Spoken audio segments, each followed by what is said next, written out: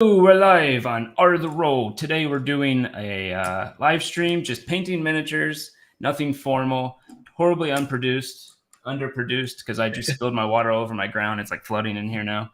But yeah, that's basically Tim over here does this not for a living. We'll probably get into what you do for a living though, because it's interesting. But he's paints miniatures daily, and he's extremely good at it. He's starting a thing with it. You can find him on Instagram at tim@tim.tinies. I think he said. Ding. Yeah. And tim.tinies, and that's spelled Tinies, Tinies. It's also in the description, I believe. And then I know what I can do just for now. Is I can put it. No, that's not what I want. I'm good at Melanat. Update. Show. Boom.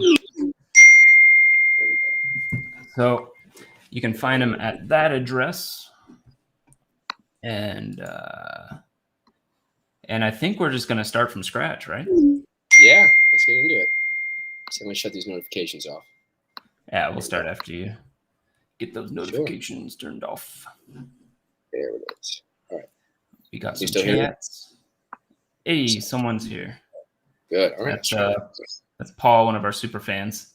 He helps out with a lot of stuff. Cool guy. Sure. I think we're good on the notifications. I'm hoping. So we'll see. Pings or dings. Yeah, and there's that's our moderator, the person you were just talking to a second ago. Cool. Hi. And I think with that we can get started. Sure. We were going over our setups a bit. Tim has quite a nice one. He does this a lot more than I do, so I'll be getting probably a lot of advice today. My setup includes this, my wife's mug, and the top of a to-go container from Mission Barbecue. So Tim's is a bit better. Working on it. Yeah, he's actually put some work into it, so it's pretty cool. Yeah. You were also talking about just a second ago the difference between the different types of paints. Yeah. So something the stage at now is I'm trying to understand as I'm using them more. And like I really started painting middle of last year, and I've been trying to paint. Is the best advice I ever heard was a guy on YouTube. Well, he's all over the place, but his page is like Squidmore Miniatures, and he's an actual professional. And something he said is that he had painted minis before. He understood lighting really well because he was a professional photographer, so he really had that going for him. But then he got back into painting minis, and he said that he painted every day for X amount of months, and he showed like before and then after, and his progression was ridiculous because he had a really solid base.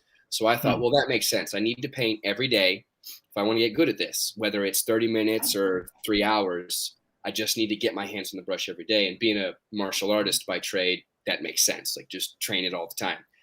So anyway, the stage I'm at now that I've painted a bunch of minis, different types, I'm starting to now notice that like I want to go this way with the color or make this transition happen, but I'm having difficulty with certain brands over others. So now I'm starting to ask questions. And that's how I learn. I start asking questions. I go find people who know more than I do and ask them. So the most recent question, and the reason it got brought up, is because you were talking about Vallejo. Well, Vallejo was the brand you had or have. Yeah. And I really like it. And so I noticed that there were two types. My local hobby store, Hobby Lobby, has this type, which is model color. But then I also have this one, which I ordered online. So I asked somebody, what's the difference? And mainly with their brand one is the model color is going to be more for display models, one. But two, you'll see them a lot for what I was seeing, which was like tanks and World War II planes, those kind of displays. So there's certain tones and tints to the colors that those type of paints will really match really well.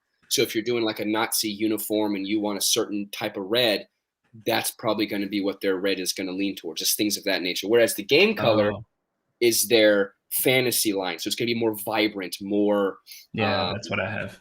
more appropriate for like our D&D stuff that you'd be They doing. literally call it goblin green. Yeah, there you go. And here's the other thing I just found out today with their game color, which is what you have, because you have display and then you have gaming, right? Yeah. So with the gaming type, you're going to be touching the model a lot. Not everybody wants to go through the trouble of really getting into painting it super well, and then coating everything with polyurethane or varnish to protect it. Like if you're doing an entire Warhammer army, you're not going to want to sit there and hit all of them. So what Vallejo did was they actually included a resin in the paint that makes it tougher. Oh, that's why it doesn't just rub off.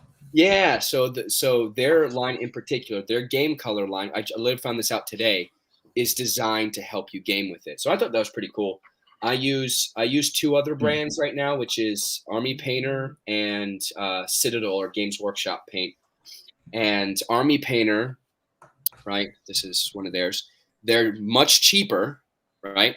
They're about $3.70 for one, whereas Citadel is about $6 for one this size. But with Army Painter, it's definitely more work. I have to shake it up a whole lot more. And if you listen, I don't know if you can hear it. Yeah. You can hear the rattling. So this one, I had a friend give me, what you do is you buy these little metal balls. And my wife told me that for makeup bottles, they do the same thing. So I'll have a little shaker in there. Yeah, to help the paint and the media mix together. That's a good idea. Yeah. And how do you fit them in there?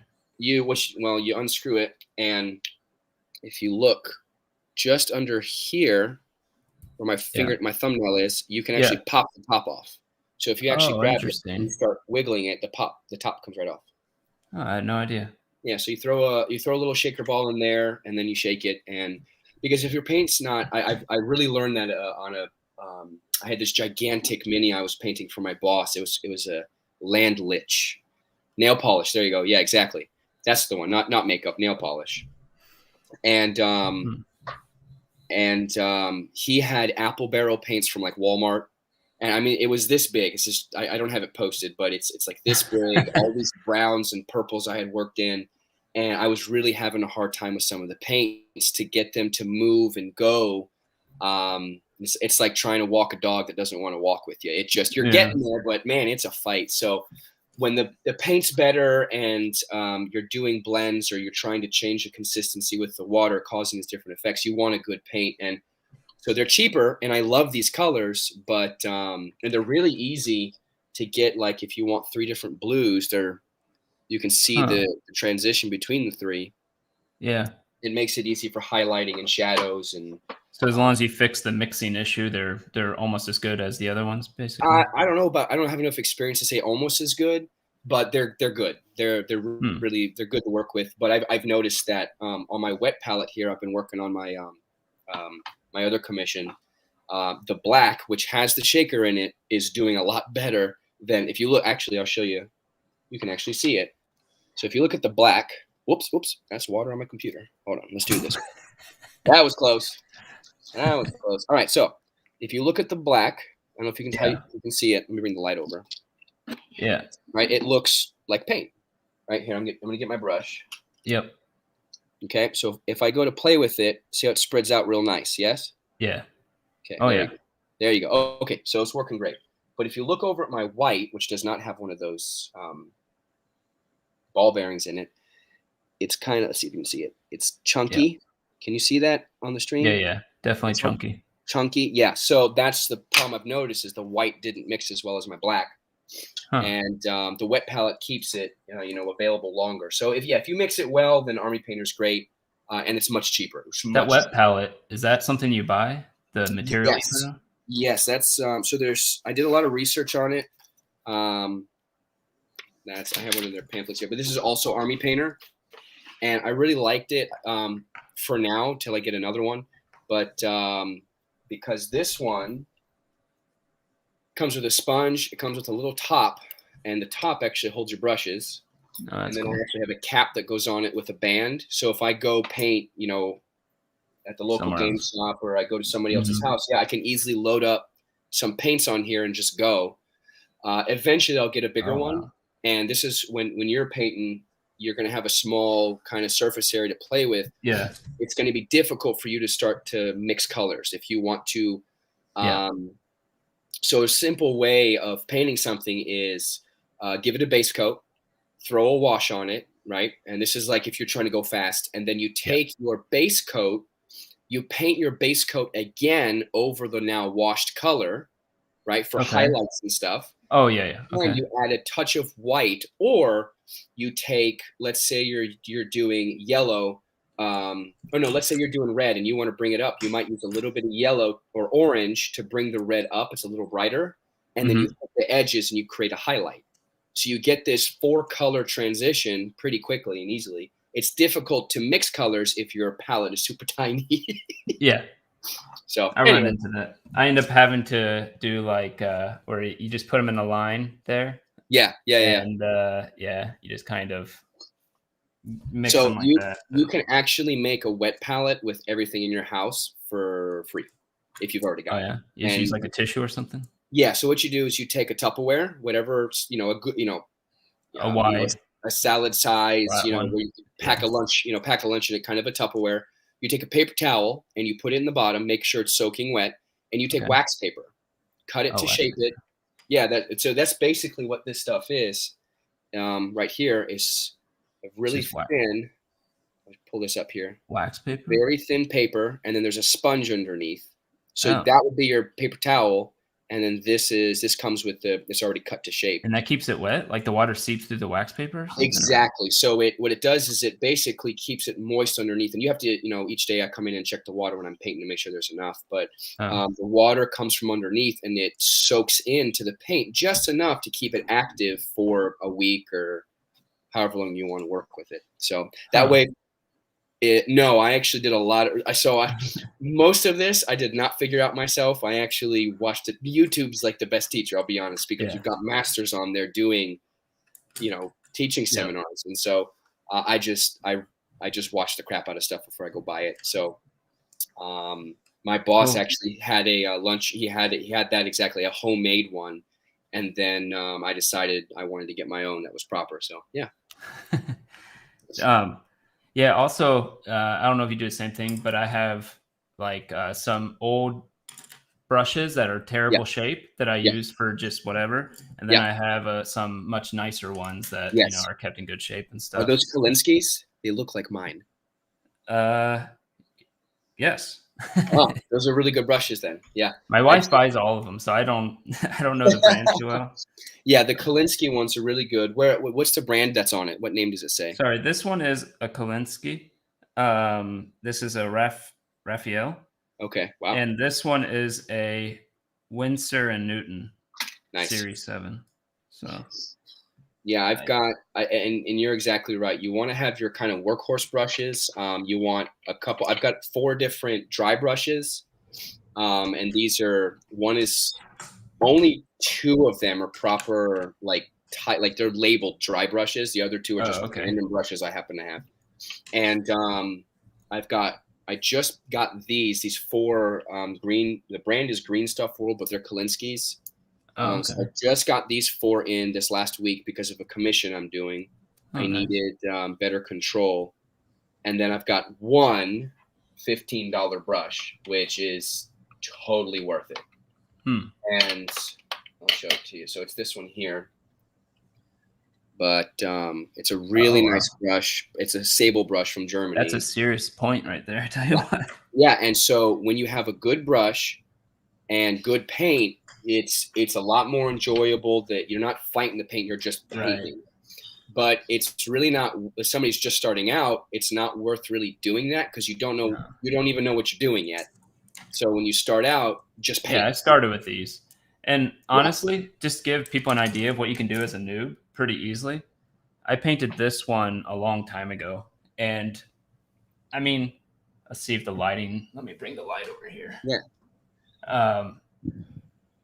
It's not the worst, right? You can get pretty good looking basic miniature with very little skill, but the getting it better and better, Awesome. definitely the skill level scales up quickly. But oh yeah, and that was with these pieces of crap, right? oh yeah, oh yeah. So it's to get into it. It's not that expensive. Exactly, Sure. and that's the thing is that you can have a terrible painter using the best brush, and it'll be a terrible paint job. You can have an amazing painter using crappy brushes, and it's going to be a good paint job. So it's like, again, go back to martial arts, which I do. It's not all about the martial art, but you can have a decent martial art, but somebody who really trains their butt off, and they're going to be good. You can have the worst martial art, but somebody who really works to make it work for them, and they can do amazing things. So it's about just getting on the like with any high level skill you want, it's about showing up and just doing it. Just paint. I and took Aikido for 3 years. Yeah. And it's not my favorite martial art anymore. I don't think it's nearly as practical as some of the others, but I'm sure if you do it enough, you'll get certain skills out of it. Yeah. To this day, I can still take a hit, roll with things. I can roll on a solid surface because of Aikido, right? I know how to fall right. There's plenty of stuff in there. But and I took. Go ahead. No, go ahead. I was gonna say I took Hapkido later, which I thought was like Aikido but made practical. Yeah, that's a good way to put it. I can see the chats now. So I've been doing martial art. I started when I was a kid in Taekwondo, so lots of kicks. And I think about 9 years ago, I got into Wing Chun, which is what I do now. But I also do, within our school, we also do kickboxing and Sanda. And I've picked up some jiu-jitsu and wrestling stuff. But Wing Chun is the main thing I do. So that's what I was doing before we came on the stream, was teaching that. So that's really cool. Yeah, and we got to do something with it, because you're what do you call your top teacher? Oh, so my instructor, or the famous guy that everybody knows? I have no idea. So I just wanted to say that guy who plays D&D that we've talked Sifu. about. Okay, so so Sifu, no, okay. Wing Chun's not a style of wushu. Wushu's Wushu's a whole nother thing. Yeah, Wing Chun. It's a style of kung fu, which you could say is Chinese martial arts. But so my instructor, his title, it would be Sifu. In Japanese, you have sensei, right? Okay. So since we do Chinese martial arts, but yeah, so Sifu is the one that actually got me into all of this. He had some D&D minis, and we were hanging out, and he's like, "Hey, do you want to paint with me?" And I was like, "Yeah, sure." So we started painting, and I thought it was fun, but it didn't really lock on or anything. And so then, fast forward, rewind. As a kid, I was hooked on a thing called Battletech, or it was Mech Warrior. That was a computer game. Fast forward to me being an adult, I see it on the Xbox, and I go, "Oh my gosh, there's Mech Warrior again. Check it out, new Mech Warrior 5, awesome." But I'm seeing these mechs and things I don't recognize, right? So I go online, and turns out it's this whole universe I didn't know existed. It'd be like if you watched 5 minutes of Star Wars and saw X-Wings and TIE fighters and saw that's all it was. And when you Google it, you're like, "Oh my gosh, it's this entire universe." That's what I stumbled into, and then found out that these were it was an actual tabletop game, right? Oh, cool. Yeah, I was going to actually, I have it on screen right now. I was going to pull up your Instagram so people could. There you go. Yeah. Yeah, so you can see some of them there. And that's when I started painting, so I could paint these guys and play with my brother and my cousin, just something fun to do. Is this Battletech? Yeah, so those are Battletech guys. Yeah, any mech you see, there's going to be Battletech. But the other stuff, they're actually my bosses, and one or two commissions. So that was a commission. Oh, it's commission. Okay. Yeah, that was a commission. But he's in the group that plays plays D&D with my boss. Oh, so okay. He's in that group. Yeah. So that was a commission. Those are mine. Let's see what else. Yeah, Battletech. There's the Dwarf. Yeah. Yeah, he's actually a metal mini. That was new for me. Oh, there's the wet palette. Metal. Yeah. And you basically just prime it, and it's basically the same. So yeah, that's the wet palette I use. Yeah, it's this very soft metal. Yeah, there he is. Yeah, probably pewter. Yeah. But most of them are actually D&D minis, because that one's gotten a lot of attention. It's gotten like 4,000 views, more likes than I have followers on my little page. But that was That's a good sign. Yeah, that was the one that my student from my martial arts school, she asked me to paint it for, and I was like, yeah, absolutely. And what I tried with that is, if you look closely, you'll see there's a little bit of a green glow on her face, a little bit on her knee, and the Oh, you did ground. reflective light? Yeah, so that's called OSL, object source lighting, and it's the next thing I'm gonna try to get good at, because I got for Christmas a whole bunch of Lord of the Rings minis. So I've got a little Frodo here, and Hmm. so I'm obviously gonna have Sting glow, and then the blue is gonna come Uh, back in his robes or his clothes and stuff. So that looks like a resin print. yeah, that's a 3D print from a guy on Etsy.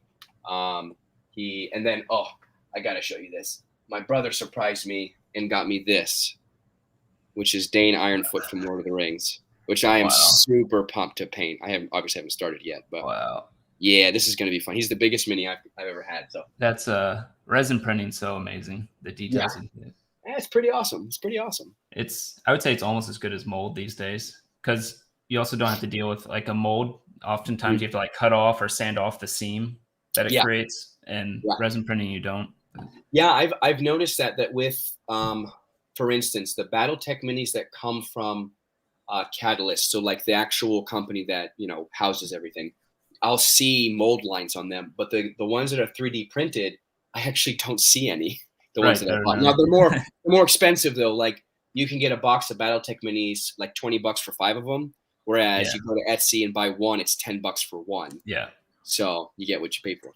It's probably a lot cheaper if you print it yourself, but Yeah. resin printing, for people out there, because I've done a bit of research on it, it's actually toxic. So Mm, unless you have a good place for it that has even temperature, so you can't just put it in your garage, mm, and like well ventilated, it's a bit of, you don't want to, and you have to wear gloves whenever you use it and everything, and mm. goggles, and it's, whereas the 3D printing I have, which can do pretty good details. I mean, this one doesn't. Oh wow, Oh, my cool. green screen is starting to get rid of that. But I'm looking for something that I printed a while ago, because all the stuff I printed recently, my Mm, printer's kind of gone to crap, and I'm mm. getting a new one. But the details are okay, you know. Hey, that's nice. Yeah, but the Oh, it can do pretty good. I can see the green screen blocking out some of the features. That's funny. Yeah, I might just have to turn it off here. But That's funny. actually, I think I will do that, because this is going to get really annoying for colors now that I think about it. If I keep that green screen on, Yeah. didn't think You're about like, I that. promised I painted it. And you're like, I don't even see the movie. What are you talking about? Yeah. No, the colors don't go away. I need to get better lighting here. I need a There you lighting go. box like you have. Yeah, yeah, yeah. Okay. So with those, let me see that real quick. Come on back. Yeah. Yeah. Did you Oops. basically just put colors on it, right? This was one of the first ones I did. Nice. So it was colors, and let me see if I even knew anything about washing at that Yeah. point. It's very clean though. So one of the first steps is like just even getting paint on a mini in the right places. You know what I mean? Oh To where wait, they're Rena, did you do this one? This might be the one where she was doing it a bit too. yeah, Uh, it's very nice. Yeah. yeah, but Good yeah, contrast, the blue and the orange. I like that. yeah, it was good color selection. Yeah, yeah. And that's a whole nother thing is you could be technically good with the brush. You can do really well at getting paint onto the mini, Yeah, but know nothing about color theory. And that's what I struggle with because I don't have an art background. Um, yeah. color theory is something I'm learning, See, but it's I know a bit about that because I took years of cool. art class. But Yeah, yeah, a lot of the mechanical movements of painting and stuff have yeah. miniatures versus canvas. They just don't. It They doesn't don't. translate. Yeah, they don't translate. Yeah, yeah, I But get for you. instance, I don't have a skin tone color, but I Mm, know how to make a skin tone because I took art very cool. classes. Yeah, that's awesome. But see, that's going to come in real handy because unless you've got, you know, $6,000 laying around to just dump on mini supplies and Yeah. all the fancy schmancy things, you're gonna run into doing what you got to do to get the mini done. And so I've learned a lot about color theory just by having to go, well, shoot, I can't get Yeah. that transition. What do I mix it with? And then I have to look it up. And it's cool because my wife's a hairstylist, so she Oh, knows color theory. So because she's doing all the transitioning somebody from a blonde into brunette or having oh, I highlights and see. shadows in the Funny. hair. Yeah, so she it's funny. So I'm doing a commission. I'm almost done. This is Robotech, which I knew nothing about until I did this commission. I had 2 of these guys. Right? There we go. Wow. Yep. You could definitely tell you used a wash on that. So actually, I didn't. Oh, how did you get those darks in the grooves? That's a good question. Okay, so there's 2 ways of doing it. One is called pin washing. And what you do is you take a super tiny brush, which is that one of the ones I was showing you, this 00 here. So yeah. it's I'm super gonna have tiny. one of those too. Yeah. Yeah. And what you do is you can use a wash like Nuln oil, or you basically just water down a paint a lot. And then you just get it to get in the grooves. I was just watching a video on that the other day, and you can do, there's ink paint. The guys will use ink for that, a whole different thing. What I did, which arguably is maybe the harder way of doing it, is I primed it black, and I brought the white up from the black. Oh, wow. Which is actually, I found out it's really hard to do. Yeah. But the first one took me like a month. The second one I've done almost in a week. So you can see my learning curve, because I was studying it as I was doing it. So what I did with the second one is I primed it with black, and then I took gray primer, and I gray primed all of the surfaces that my white was going on. So I jumped from black to gray, then gray to white, and that made the white significantly easier. That's interesting. So it actually takes you, what would you say, like 3 to 20 days or something, depending on the mini or something? Yeah, so depending on the mini, and these, like I said, these are for a commission. Actually, way more than I ever expected to get paid this soon for a mini, for both of them. But so I was really taking my time with them. But for me, I can do a good job, but because I'm a novice still, it just takes me a while. Because I'm learning, I'm learning particulars of certain colors as I go, or surfaces. So I get there, but I have to make corrections as I go. And it's funny, my dad's a carpenter, and some of the best advice I ever heard was from him. And he said, a good carpenter doesn't not make mistakes. He knows how to hide them. Now, he doesn't mean like, having no wood and then you just throw drywall over it. He means he can correct it and hide that he ever made a mistake. It's done correctly after the mistake, I guess is the way you could say it. So that's what I've learned with painting minis. It's super relaxing because I can screw up really bad and I can fix it. And so that's also a nice thing about miniature paint. I think they're acrylic, right? So they dry in like, I don't know, 5 minutes, and it's like, oh, I made a mistake, to paint over it. Yeah, and here's the cool thing: you can even, where is it? Right, give me just a moment. Where did I put it? I also have the understand the carpenter thing, but because I made a table once, and you have to make truss with the 45-degree angle, and I went through a lot of math courses for my normal career. Yeah, and so I thought, okay, I'm going to get this perfectly cut to fit in here. I'm going to measure everything. I did the trigonometry to get it all. It was just way off. Yeah. And what I ended up doing is just taking like the belt sander and be like, and get it to like to where I can just like hammer it in. I'm like, good enough. Yeah. You can do all the math. And then when you get the saw in there, you go, oh, okay. Yeah, it didn't work. Like, here's something cool to look at. You can add in, it's actually a mixing medium. So all the paints already have some of this in there. But you can actually add more of it, and it delays the drying time even longer. Now, that could work to your disadvantage, because then you've got to wait longer for the paint to dry to do the next thing. Or if you're trying to blend colors, there's a whole bunch of different ways of doing it. But that's why people like oil paint on canvas. So when you do these BattleTech canvases where the pilot, let's see if I can get some light in here. Here we go. That's too harsh. So let's see if I can get this light to work well. Here we go. You should see a transition from, the dark underneath it to the green up top, right? So there should be this gradual bringing up of the light, because the light's hitting it from the top. And so what you do to give yourself time to work on the paint is you delay it from drying, because if I want the colors to overlap, they can't be dry, because then you get a hard line. Yep. So that medium actually helps delay it a little bit longer, so you have more time to work on it if you need it. Yeah, that's crazy. I'm under the right now because I have to usually print something and then also paint it uh, within less than a week because I have to have it ready for my next session.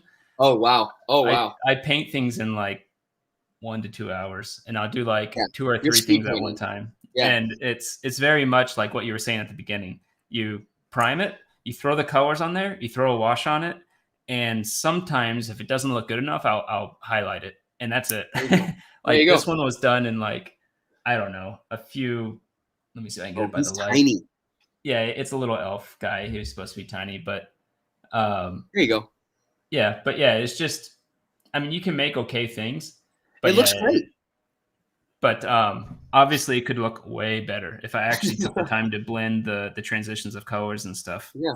Well, But and that goes to basically what's the purpose of what you're doing. If the yeah, purpose is, it's just my friends and I were I'm doing a game in a week or two. Like, don't kill yourself over a mini, because I can get that way. I can spend too much time on a yeah. mini.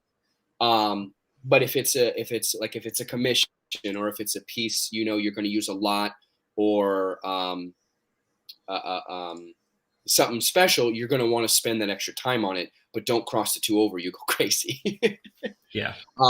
Something you I want to had the look same at. way with art. Yeah. Something you want to look at, which might make your life easier if you end up doing more painting. Go get some contrast paints. Contrast So paints. Games Workshop, or the Citadel line of paints, right? These guys, they have contrast paints. Army Painter also has speed paints. And so the contrast paint, the idea with what they've done with the surface tension of the paint, and I don't know all the science to it. I understand. I haven't used them yet, but the idea is exactly is you take it's a shadow or a wash, a midtone, and a highlight all in one coat. So if, like I said, if you're doing an Oh entire wow. army, you've got 40 guys you're trying to paint. You don't have an airbrush. You take one color, you in theory slap it on, quote unquote, and the paint will pool in the recesses, causing a shadow. It'll also cover the middle, and then it'll kind of fall off of the top, so it leave you a little more of a highlight. So Oh, so it's like somewhere halfway between a wash and a base, and a exactly. That's base. exactly Okay. what it is. Now you pair that with something called Xenothou highlighting, or Xenothou priming. I didn't do it with this guy, but basically what you do is you prime your mini a dark color, so black in this case, and then Okay. you take your spray can or whatever you're using for your primer, and you hit it with white from, I think it's a 30-degree angle, right? And you're going to hit it all the way around the top. Now, if you'll notice, actually, Oh, I see. I can simulate it with my actual light. So do you see how look where he's white? Yeah. Basically, what you do is you paint that with your spray can. So you hit it from here from a distance, and everywhere you currently see white on this mini, that's where the white paints or the white primer is going to hit. That's cool. Then, when you take your contrast paint and you throw it on, the difference between the shadow underneath and the light up top automatically shows up in your paint, and you're done. Yeah. So Wow. That is quick. You might like that if you want to paint in like 20 minutes. Especially if I need to do like, I don't know, 5 orcs or Yeah. something like that. Yeah, if you're doing more than one, I would look at that. But I think the thing is, I think they can be a little more expensive because you're doing more than just a plain base layer of paint. This was actually my my Christmas campaign. I don't know if you can see these real well, but oh, very cool. They're the spoiler, the main bad guy was Krampus. But and then I have little Dwarf and Santa Claus right here. Yeah. Oh, dude, that's awesome.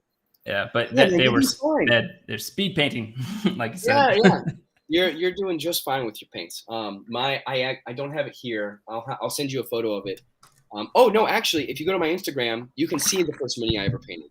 If you want to pull that up, I actually did find it. So scroll down just a little bit. There it is. I'm pointing at my screen, like you can see what I'm pointing at.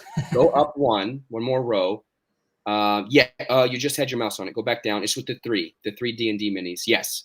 The one in the middle was my first mini. Oh, cool. It looks terrible. I tried to get some teeth, and I didn't know what I was doing. But then the one on the left, the Reaper mini with he's a little thief-looking guy. He was a commission, and the one on the right is the Archer, was just one for my boss.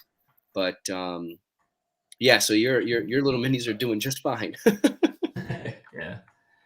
Oh, it doesn't show up. What if I do it? Sorry, I'm just experimenting with this No, screen you're fine. share. But I'm chilling. yeah, that's really cool. Even the middle one looks pretty awesome. I guess that was supposed to be blood though. Yeah, so that was blood because, like I said, I had watched no videos. My boss had just given me tips, and so I just kind of Yeah. copied what he was saying. But I don't have it. It's not here. He's got it. There's an actual paint called Blood for the Blood God that you can get. It's from Citadel, from these guys, and it really looks like blood. It's pretty impressive. Now it's a technical. It's titled as a technical paint, so it is again a little more money. I think it's like $10 for one like this size. But you don't need a whole bunch. I just have bloody red, and it doesn't quite look like blood. So that'll be that color of red, yeah. And yes, Sifu, my boss does paint. Go to let's see here. He just did one. Go back to my Instagram. I don't think I have any of his on there. To your Instagram? Yeah, go back. That shelf that those minis are on is actually the shelf at work back in the back. No, not that one. That's my home one. The one with my first mini. Okay. Yeah, behind those, that was his friend who's an artist. She did those. But I don't know if I have any more photos of it. But his are on that same shelf. Actually, hit that video one starting with the Reaper Mini next to my wet palette, and you'll see some of his in the back. That one. Yeah, so there you go. ones, yeah, there you go. Yeah, so all of these in the front and the beholders in the back, I did those. But he did the owlbear and stuff? No, actually, these are all mine. I thought those are all mine. Yeah. So, okay. Oh, yeah, I'll send you a photo sometime of the ones he's done. But, he's actually painted quite a lot. So he's really he was an art major, graphic design and whatnot in school. So his color theory is really good. So little gnome, that was tough. Yeah, because it's so small. He's so small, yeah. Yeah. But learned a lot with the face on that one. Faces I'm still learning that. But yeah, so that guy, Crow Industries, if you're interested in painting, go follow that guy. He has helped me a lot. I ask him a ton of questions. But he's a really nice guy. I think he's based out of the UK. I mean, I don't know if you guys know what Dark Crystal is, but the Chamberlain's voice in the new show actually commissioned him to do that paint. Dark? Oh. So I thought you meant Dark Crystal, the old show. Yeah. They have a new show? Yeah, there's a new one. You didn't know this? Oh, no. There's a new one on Netflix. Yeah, my wife loves it. It's her favorite thing. So, but yeah, so that bust right there, that was the actual voice of the new Chamberlain in the show. Actually commissioned him to do that paint. Wow. Yeah. So he's a really, really good guy, really helpful. Anywho, should we start something? Yeah, let's start. What time is it? It's only 10:30. Okay. Yeah. Well, with my sleeping disorder, this is like early for me. So. Oh yeah. Yeah. I don't have a sleeping disorder, but I tend to stay up on weekends anywhere from 2 to 6 a.m. Oh wow. But I still get 8 hours of sleep. I'll just sleep in until. Oh, that's awesome. You won't have that luxury soon. Nope. But it works out. If I'm up already, we've already discussed. I take the night shift for the baby, and then she'll just sleep, and we'll rotate. What are you gonna paint? Where or what? Or what? Yeah. What? So I'm gonna. Well, let me see here. I'm gonna check this guy real quick. So this is the. Oh, I forgot. I don't have my phone set up. So this guy, like I said, he's a Robotech Mini. Let me move this over here and see if I can get some better lighting. Yeah. So he's from a show called Robotech from like the 70s. Friend of mine commissioned me to do 2 of them, and he's basically done. So I think I was thinking about painting him with you guys, but there's not much left for me to do except touch up some things. There is a really cool effect you can see on the back where I did the jets. You get a nice little blue jet effect in the back. So I was considering it. I think I'm going to leave him alone. He's basically done. So I was going to do my martial arts student. She's I think 12, and they're just now getting into D&D. So she asked me to paint her character. I did that one, and she gave me this guy, which I was too lazy. I didn't bother straightening out his little harpoon thing. So, I just didn't feel like doing Well, it's it. like So one of those. You remember like those Chinese weapons would sometimes yeah, be very flimsy. Yeah. yeah. We'll just say that it's a Chinese harpoon. Right. Because they had that. Well, maybe they did. They had a lot of Yeah. stuff. Yeah. So I actually didn't have time to actually plan anything with his colors. What are you working on? Let me get a little closer here. So I have a lot of options. I have tons of things I haven't painted. I do have this one that I 3D printed recently, and it came out okay with a lot Oh, of nice. sanding and stuff. I wish I Sure. could get it better focused, but focus. It might focus in a second. There you go. But Yep. you can see it. It definitely has. My printer has issues, and it's giving little rough edges now. That's why I'm getting a new one soon. Where are you getting there? 3D printers aren't as expensive as people think they are. So my boss was actually looking at that as far as 3D printing. What do you have, like a low level one or a really high one? I have an FDM printer, which means it uses plastic, not resin, and Oh, they're non-toxic, so you don't have to worry about fumes and ventilation and okay. stuff, which I don't Cool. want to deal with right now. Yeah.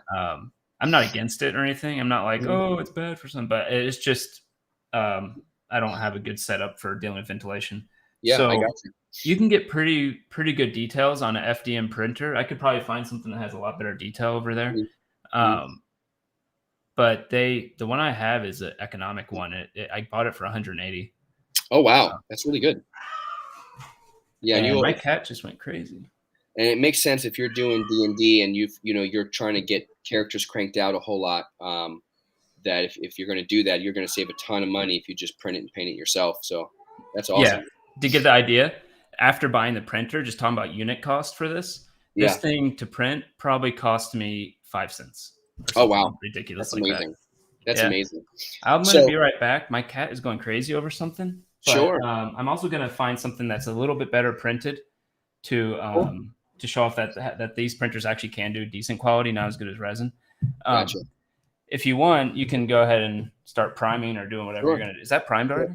Yeah. So this guy was already primed. I wanted him ready for you guys. Do you use spray? I'll be right back. But yeah, Yeah, go for it. I'll go get the Um, primer while you do yeah. that. So intermission. We'll be right back after yeah. these.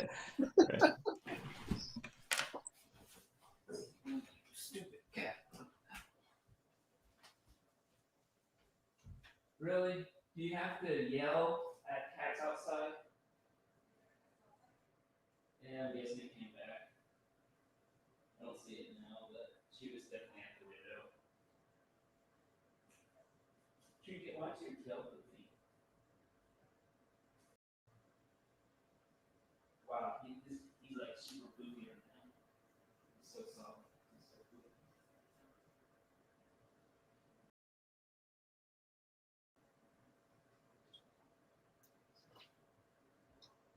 You know what, cats? I'm not dealing with this right now.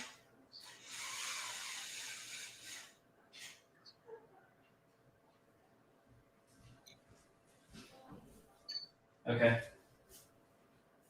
72 now.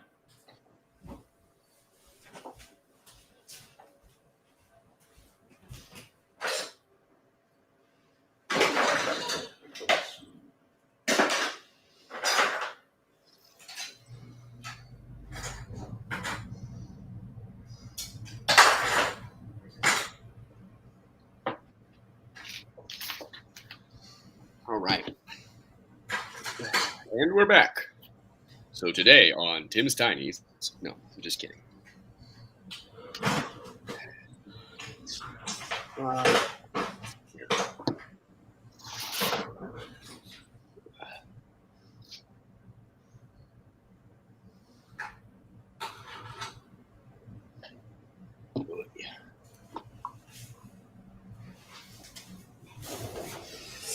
Oh.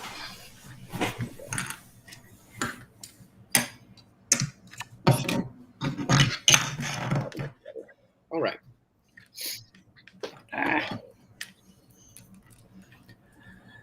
So Man.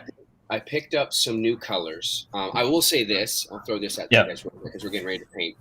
I'm really liking Citadel Paints. So these guys here and that guy Crow Industries that I mentioned you guys. I asked him. I said, "Hey, what paints do you use?" And he apparently only uses these guys. Wow. And again, they're a little more expensive, but I'm noticing that. Like, I'll give you an example. The gray that's on him, it's called Mechanicus Gray, right? Mm-hmm. That's I think the only paint from Citadel for those guys. Everything else was Army Painter.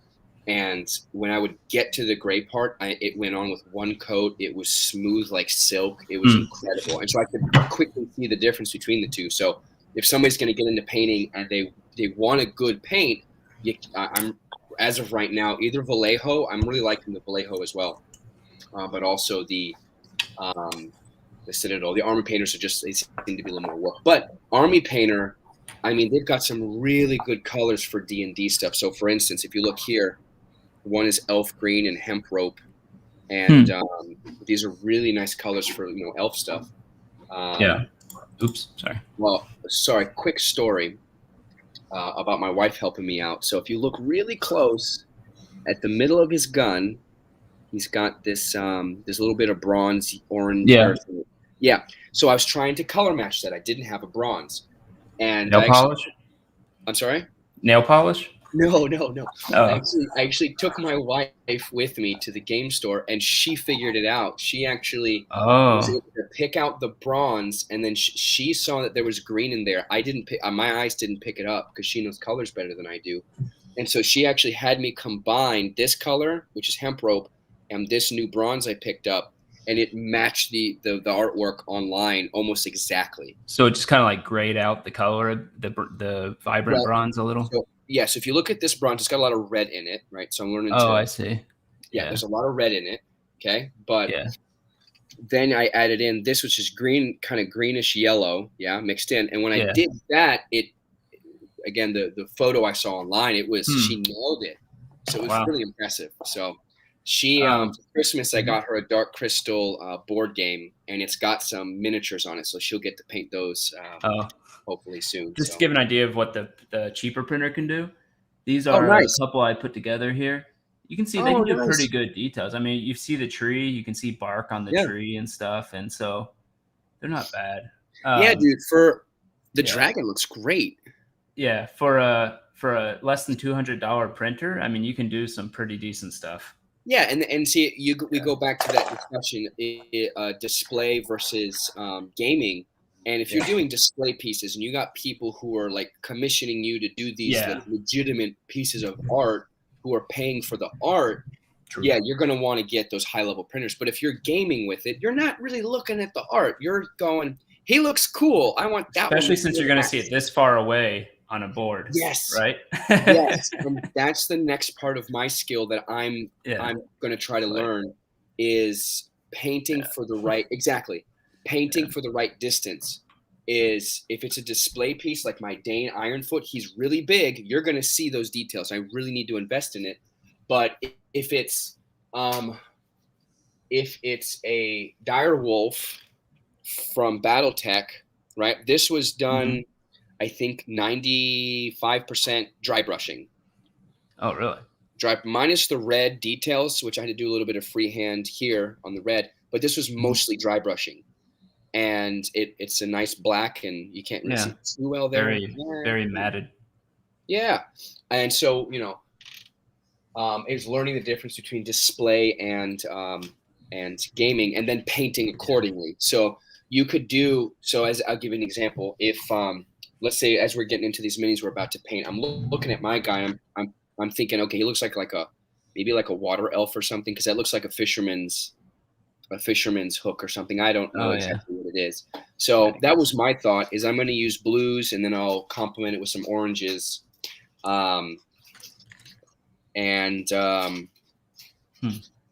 When you go to the highlighting and the transitions up and whatnot, you can do 5 different colors, like 5 different layers of colors on there. Or you can do like what you've been saying, which is paint it, wash it, highlight it, and you're done. And that's with 3. And if it's a gaming piece and it's going to stay 3 feet away from you, you don't need to have these seamless transitions between 6 colors, especially with the size. And that's one thing I've noticed, is that these D&D characters, because they're so small, it's hard to get a lot of good stuff on there. It's difficult. Even with the tiny brushes. Exactly. So since it's not a display piece, people are gonna look at it and go, "Oh, that's cool," and you're done. Right. It's like, why spend 2 weeks on it when Yeah. it's just not. Think of it as ROI, return on your investment. How much do you want to invest for what you're Yeah. gonna get back, out of And I it? have stuff like that too. Like I have like statues I've printed. Yeah, I have them not with me, but I have them on my green screen. do it. um, but here I was pulling in front. You can see them there, and Oh, cool. yeah, like the two on the right there. Mm-hmm. But so I spent a little bit more time painting those. But even then, like especially on the one in the back, the skin tone one, Mm-hmm. I did a lot of blending on that. Very But cool. I've noticed I was definitely hitting up against the limitation Mm, of my paints with that, because you would understood. try to blend it and it would look like it became grainy almost. I'm like, ugh. Yeah, yeah, exactly. So that's where the quality of the paints and your brush and all that. But it looks like you've got, like I said, your Vallejo is really. I'm really wanting to get into more Vallejo, mostly because my stepdaughter bought me this amazing paint organizer, and I want it to fit. I want to fill it out. It's like having a wine rack. It makes you want to Yeah, buy exactly. wine. So something I want to try with you tonight on our mini we're going to do. Oh, I missed some of that. That's okay. Is I don't remember if I was talking to somebody or I was watching a video, but somebody said they paint the faces first and then the rest of the mini kind of comes together. Huh. I've never actually painted the face Me first. either.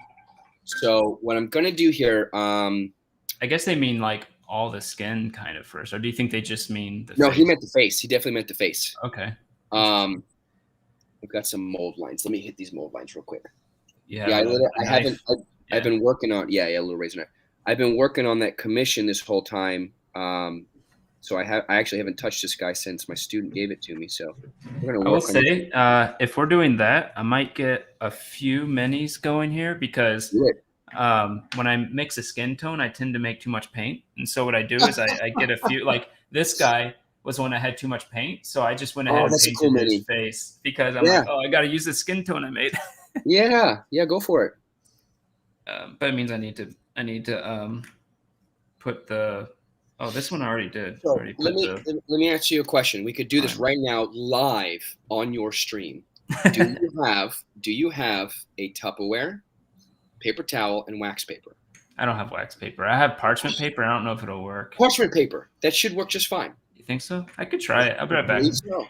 I just Yeah. have to walk through my room right now, which Yeah, it go for has like, it feels like it has a centimeter of drinking water on it every time I walk through it. Just getting into the mood with the flooding. And since I come from Kentucky, I never wear shoes or anything, so it just makes Fair foot marks everywhere. Fair enough.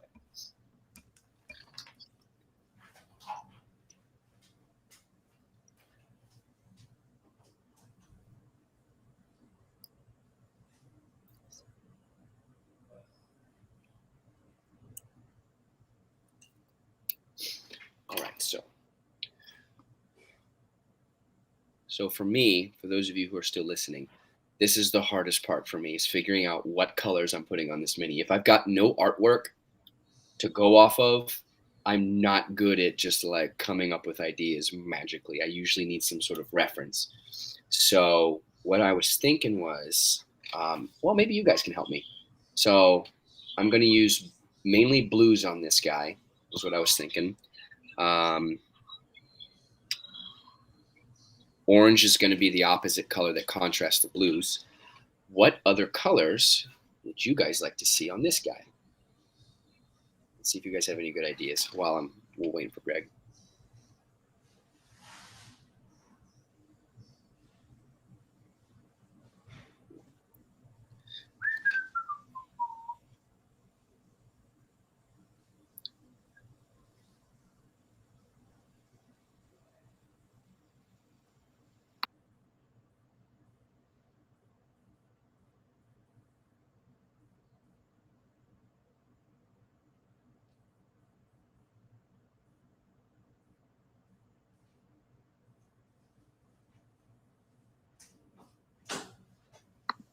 See, me too. That's why I was hoping you could help me. I've got a color wheel right there that helps me take a peek at. And I'm back. So Greg, we were discussing color theory and how apparently me and this tricky guy were terrible.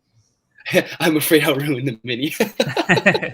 That's awesome. I was actually I heard you from my wife's computer, and I You was did? like, Okay. oh, he actually knows his compliments.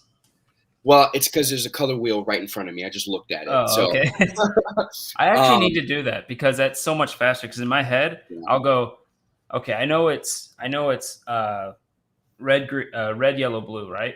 yeah, So the I'll say primary. blue. Okay, if blue's here, that means it's right between the others two. So if you combine the other two, which is yellow and orange. Okay, Orange. so, There you go.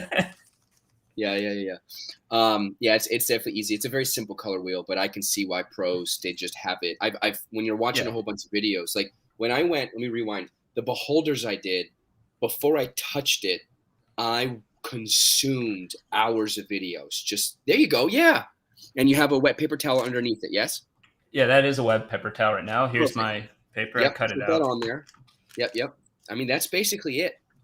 And just play with it. Try to get the water, spread out. Yeah, now you've got more space to work on, and it's a start. This is actually the lid of a Tupperware, but it's that works just fine because the idea is if you end up using the Tupperware, you can actually put the lid on it. I hear some guys put it in the fridge, but then if you're going to come back to your paint the next night, you don't have to mix it.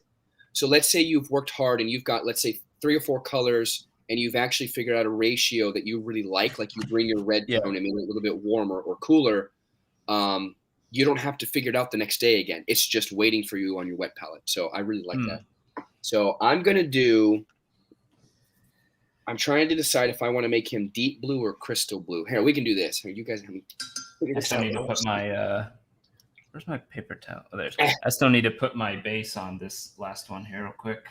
All right, so I need you guys to pick. Do we want to do? Oh, wrong way. Do we want to do deep blue or crystal blue? Let's see what they say. Yeah. You have 5 seconds. It's a monk, right? I have no. It's an elf. An elf. It's an elf with. It looks like a harpoon. He looks kind of martial arty. Yeah. Whoops. He's not wearing any armor, right? Okay, that's really funny. So, entertainment. I was homeschooled, bro. Okay. No social interaction. See what? Are you saying that because you had no social interaction, or are you saying no? Because I learned how to entertain myself. Oh, it's not true, anyways. About homeschoolers having no social interaction. Well, there's what I always tell everyone. I said that there's a difference. There's homeschooled kids and there's homeschoolers. The homeschooled kids, you can't tell they learned their school at home. The homeschoolers, you can totally tell. Nice. So, all right. So we're going to do deep blue for his robes. He's got some really nice edging on the robe. So let's see if you guys can see this. So let me go to his sleeve. Yeah. So if you look at his sleeve, you can see there's these cuffs, these gigantic cuffs on the sleeve, right here. Is that armor or is that just a tunic? It's just a tunic. Yep. Yeah, he's a monk. Yeah. So he's a monk elf. Yeah, I would go with the more. Well, did anybody say anything? I don't want to. Deep blue, the dark one. I would have said the not dark one. But. The not dark one. Well, what I can do is I can start with the dark one and really work on bringing up the highlights on the star. Yeah, we'll try it out. So, all right. So I'm going to do that. Right. This guy is based, and I don't mean the. Never mind. No, you're fine. This is. Where's the? There it is. Done with this. Make sure I close this all the way because I have a tendency to be clumsy. Yeah. So what I'm going to do with his face, I'm going to try this method today. I did it. So I learned some methods accidentally. And one of them was when I did those gnomes. There was 2 gnomes I did. Their faces came out way better than I planned them to.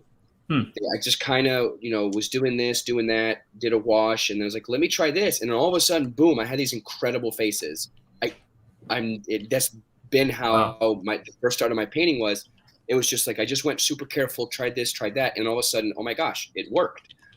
So I'm actually going to try to do it on purpose this time.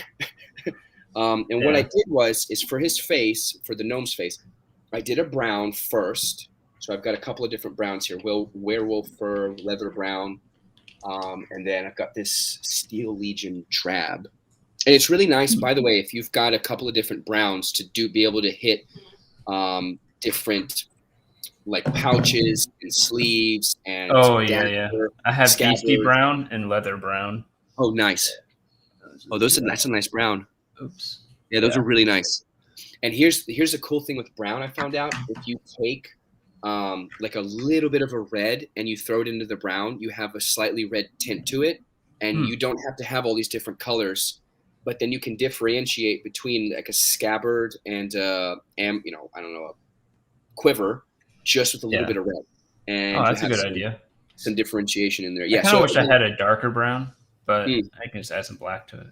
Yeah, to put a touch of black into it. Yeah. Okay, so we're gonna go. This is what I use for skin tone every time because I don't have a good skin tone paint.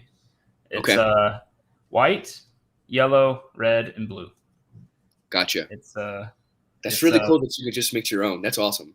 Yeah, it's a lot of white, a little bit of yellow, a very little bit of red, and extremely little bit of blue. And that makes a normal white dude type color. But if you want it to be a darker skin, you add a bit more blue. A little bit more blue. Okay. That's something you and me might talk about because as I plan my Dane, his face is bigger than these minis. So I'm really going to be able to nail all the different tones in our faces. Yeah. And he's going to be really red if I remember him in the movie right. He's super red. But there's like layers and layers and layers of colors that are mixed in, and I really want to nail it. So, okay. So real quick, before I get into it, there's like two or three washes that you really want to have. Just have them on hand. Okay. I'm going to show them to you right now. This one is called Agrax Earthshade. They call it Liquid Talent. Wow. And it's incredible because if you leave it, it gives you this really grimy, like if it's metal, you throw it on metal, it looks like rusted and used and oily. But if you use it on leather, it gives the leather this little bit of shiny quality to it. Is that close to it? Let me see, what is it? Leather. Is it a wash? Oh, it is a wash. But Lavado Sepia. Yeah. Okay, so that looks like that's Vallejo's version of the Sepia, which is this one. It's my other. Oh, okay. So this is the Citadel. There you go. Okay. Yeah, great color. And so for the face, that's actually what I'm going to use. Is I'm going to put the brown on. I think I'm going to bring it up with the. I also have this. I have no idea what this is, but it's called. It's a wash. It's called Flesh Wash.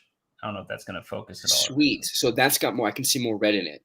Yeah. Oh, that's nice. Okay, try that one then. But what I would do. So the way I did it is. I put the brown in over the whole face, yeah? And you leave the darkest part of the eye, or the furthest part back, you leave it dark, right? Okay. Then you take your next colors up and you just start adding in highlights and highlights and highlights, but you never paint this. And if you leave this dark enough, you don't ever have to paint eyes. Oh, okay. Which is a hack because eyes are near impossible to paint. Yes. On miniatures for sure. Yeah. So the three washes I would definitely have are Agrax Earthshade, Seraphim Sepia. I have Dark Tone from Army Painter, but Nuln Oil is the famous one. So I just have Black Wash. Yeah, that's probably just fine. Again, you've got some. I would be really curious to try out your Vallejos because that's the brand I want to test out. So it looks awesome. So, all right. Do this, Bob. Maybe Ross. I'll do this guy then because this other one that I need to do at some point. The print was so bad quality that you can't even see eyes on it. It just looks like a mesh of plastic. That's probably never going to focus, but it just looks like a mesh of plastic. Yeah, little alien. Yeah, but I'll probably do this one, which is this one is a little. He honestly looks like a bit like a douche, but. He's you can actually see the facial features on him and stuff. Okay. So now what we're going to get into is this is why understanding your paint and your water ratio is so important. Because if your paint is too thick, you're going to lose those features, right? So I heard a good rule of thumb, and rules, once you understand a rule, you can break it to then accomplish your task. But the good rule of thumb is if you can cover it, and when you're painting, if you can cover it in one coat, it's too thick. Oh, interesting. Okay. Yeah. Yeah. So what you want to do is water it down just enough. And they keep saying skim milk is the consistency. I'm just now understanding what that means, but I've done like 6 months of painting nonstop to I've understand had that. skim milk like once in my life. I don't even know what the consistency is. Me either. So I'm gonna try this. I'm I a don't know whole if I milk like- guy. Me too. I don't know if I like that tone. I don't like that tone. I am gonna go darker. All So right. do you use washes up front? Is that what you're saying? Not first. No. So Okay. what you do is you take your paint. I'm gonna do it now. Now, the nice thing about a wet palette is if you have a wet palette and a really good paint, like you've got, your Vallejos, you shouldn't have to water it down at all. But usually what Okay. you'll see guys do is they'll take a paint and then they'll take they'll dip their brush in the water. That's what you'll see me doing. I'll dip my brush in the water Yeah. and I'm going to play with the paint on the wet palette to get it to where I want it. Next thing you can do, and I actually still have paint on my thumb. I washed off some of it, but they'll test it on their fingernail or their skin. Oh, okay. To see what it does before they put it on the mini. So what you want to do, I'm going to do my face first. I'm going to try that out. We want it so that the paint goes into the recesses but doesn't block his the nasal holes, right? Because if you block off all his features, he looks like he fell into a vat of paint and dried. My miniatures are too small to see nose holes, but yeah. I can definitely see eye sockets. So you're saying I should use a darker paint? That was what I did with the gnomes, and it came out really well accidentally. So like I said, I'm going to try that on purpose today. I'm going to start with... I'm going to make a skin tone first, and then I'm going to darken it and lighten it so I have the range, I guess. Yeah, I would do that. Now, what you can do is do the method we've already done is do your skin tone. Yeah. Make it what you want, and then do your wash and see where you're at from there. Throw your flesh tone wash on it and see what it does. Okay. Ooh, all right. Actually, there we go. So I've got werewolf. Oh, and I can see it's still not mixed well. Yeah, I just sat here and shit. Like a lot of this is my advice to anybody. Yeah, right. But always shake your paints like crazy because it makes such a huge difference. And that's where I think it does, but it does. Yeah, that's where that ball bearing comes in on that black. I've noticed it definitely makes a difference. So mine's actually I asked my wife she's got Amazon Prime, so she ordered it for me. It'll be here tomorrow. But let me touch on this real quick. Do you have something to hold your mini on? Yes, but I haven't used it in a while. I need to get I had this candle, this little jar of a candle, and I put a double-sided tape on it, but I can't find my double-sided tape, so I haven't been using it. Sticky tack is what I've been using. That's a good idea. Got to be careful with bigger minis. I've had minis actually fall off because I didn't put it good enough on there. I grabbed my primer. I went to Crowder Brothers, which is Ace Hardware. It's just a hardware store. This is what I use. You just got to make sure you're not too close, or again, you're going to clog up the mini with all the paint. But do you do that inside, or? If it's this guy, I go into I have like a mud room before I go outside. So if I can do it quick, like bang, bang, bang, bang, I'll do that. But if it's going to take me a second, I'll go outside. I don't want those fumes, in the house, especially with the pregnant mama. Yeah, I could get a better primer for sure. I'm still using one that I got 10 years ago for oil painting. All right, so I'm gonna get. Just to give an idea of the ratio, I have no idea it's going to mix right. I don't know if you can see that, but that's nice. I probably added too much. Probably need a lot more white there. But. Yeah. And when you have enough space to actually paint with, it's a lot more fun to have. It's a canvas before your canvas. Think of it that way. Is you're actually getting to play with the paint and mix and match and try things out before you get there. So, all right. And we begin. Yeah. I added too much red, it looks like. Yeah, this guy's not shaken up enough. So all right. That's what it ended up turning into. Too much. The nice lighting is not. Lighting doesn't get it so well, but yeah. No, I get it. It's got this pink to it, but so that color's not going to be dark enough for the recesses, right? Oh yeah. So what I would do is, I would have your. Here's my suggestion. Start with the brown. Oh, just straight up start with brown. I have that. Start with the brown think of it as an undercoat, and then we're going to bring the face up from that brown. So that's Nice. what I'm going to do here. Maybe a little more water. By the way, that turned out much better once I added another layer of white to it. It's so Oh, hard yeah. to see with this lighting, but you can Oh, see yeah. it's a skin. Yeah. But yeah, let me get some brown in here. Let's see. Probably the less coppery brown. And here's the fun thing with the base coat is if you've got the right consistency, and even dang it, see, even this is still too thick. If you've got the right consistency, you can get it on. It doesn't matter where the base coat goes, because you're going to be fixing it and making adjustments. So you don't want to just slop it on there, but you don't have to worry about being neat. You want to be with base coat. You just want to get it on there and move on, because it's the base coat's not the most fun. Nope. So let's see. Oh, this is funny. With this I brown, just forgot to shake this. I should have showed it before I moved it around, but because I forgot to shake it to show what it looks like if you don't shake it. It looked like just water came out with a tinge of brown. Yeah, so that's the medium. That's the that's what actually mixes in with it. Like I said, you can add medium to it, but I can even see on mine the army painter when I shook up, it's still got some medium on there. Yeah. Yeah. Did I get the right brush? Oh yeah, there's my brush. Okay. Now what you can also do is if you're quick, like I see, I'm starting to lose some details.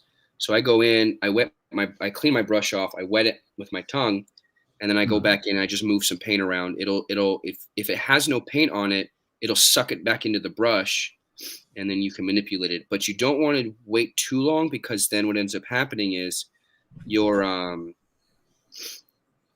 start leaving brush marks on your thing. So this is coat 1. Let's see if I get some. Hard to get that in there. Yeah, I'll get the light right behind him. Oh no. So you can see it's just messy. Oh yeah. I just accidentally gave him a mustache on it by accident.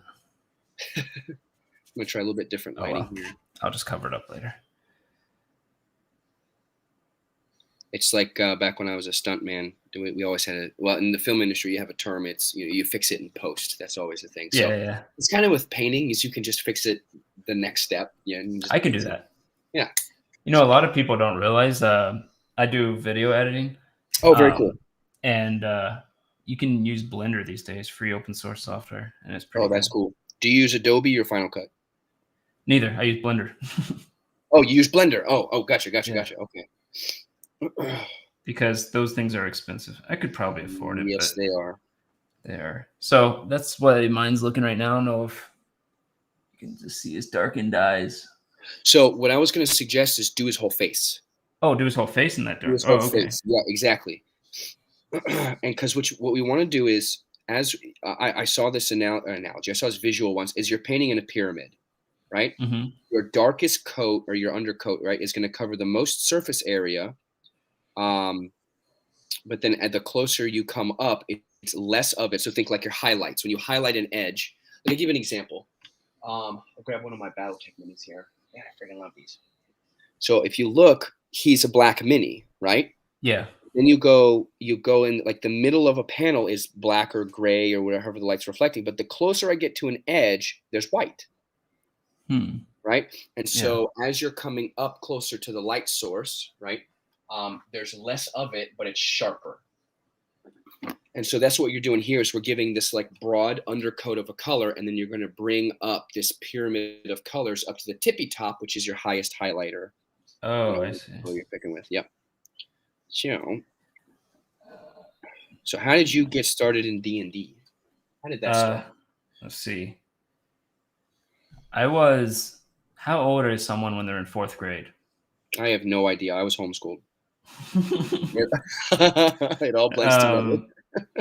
I went to public school. Okay. It was not the best experience, but public. I think I must have been like what, 7 when I started. Okay. Oh wow. Yeah, I went to a friend's house and they played D&D 2nd edition. Okay. And which had some very confusing concepts that anybody who's listening and played it. Oh,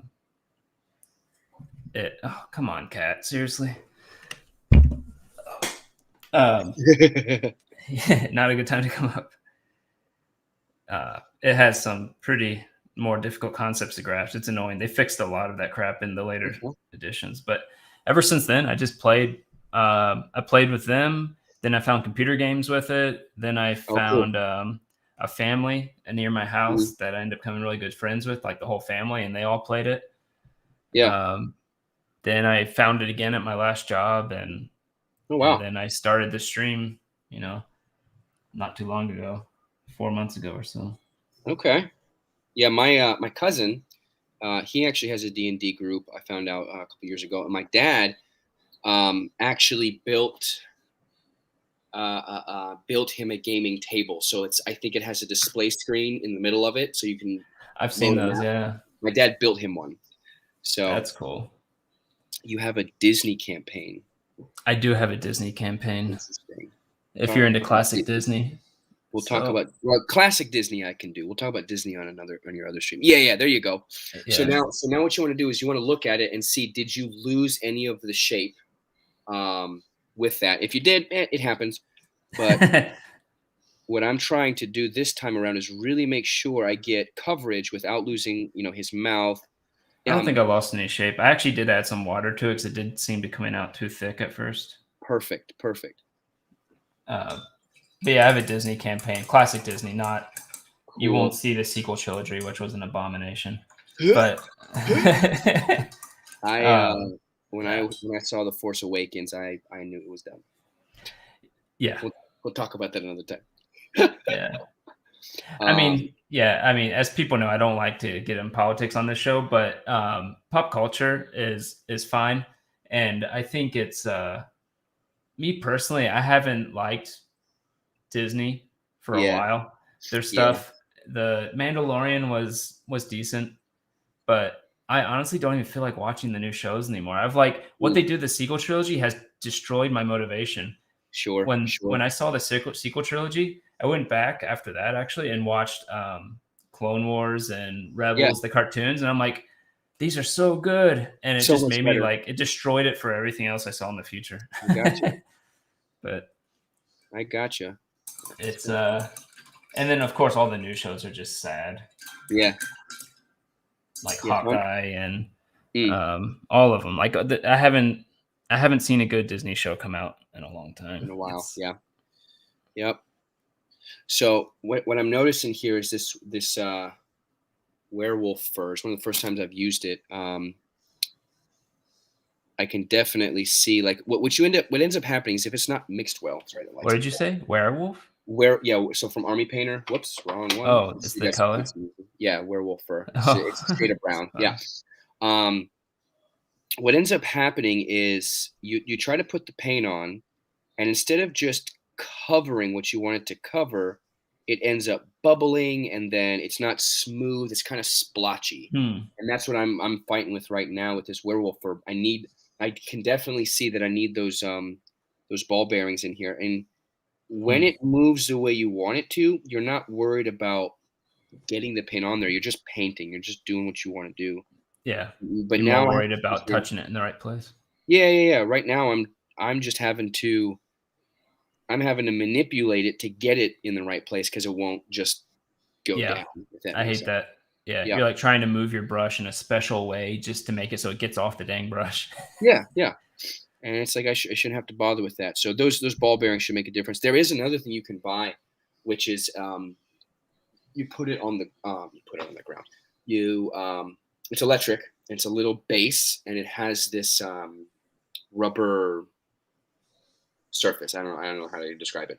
But anyway, you put your bottle on it, and it vibrates for you, so it actually mixes it automatically. Like they do at like Home Depot or wherever you get your paint. They have those things. Yeah. So what you do is you take your paint and you stick it on this thing. You push down, and it's supposed to mix it for you, which is really cool. But again, it depends how much money you got. Yeah. So, and then instead we just work out.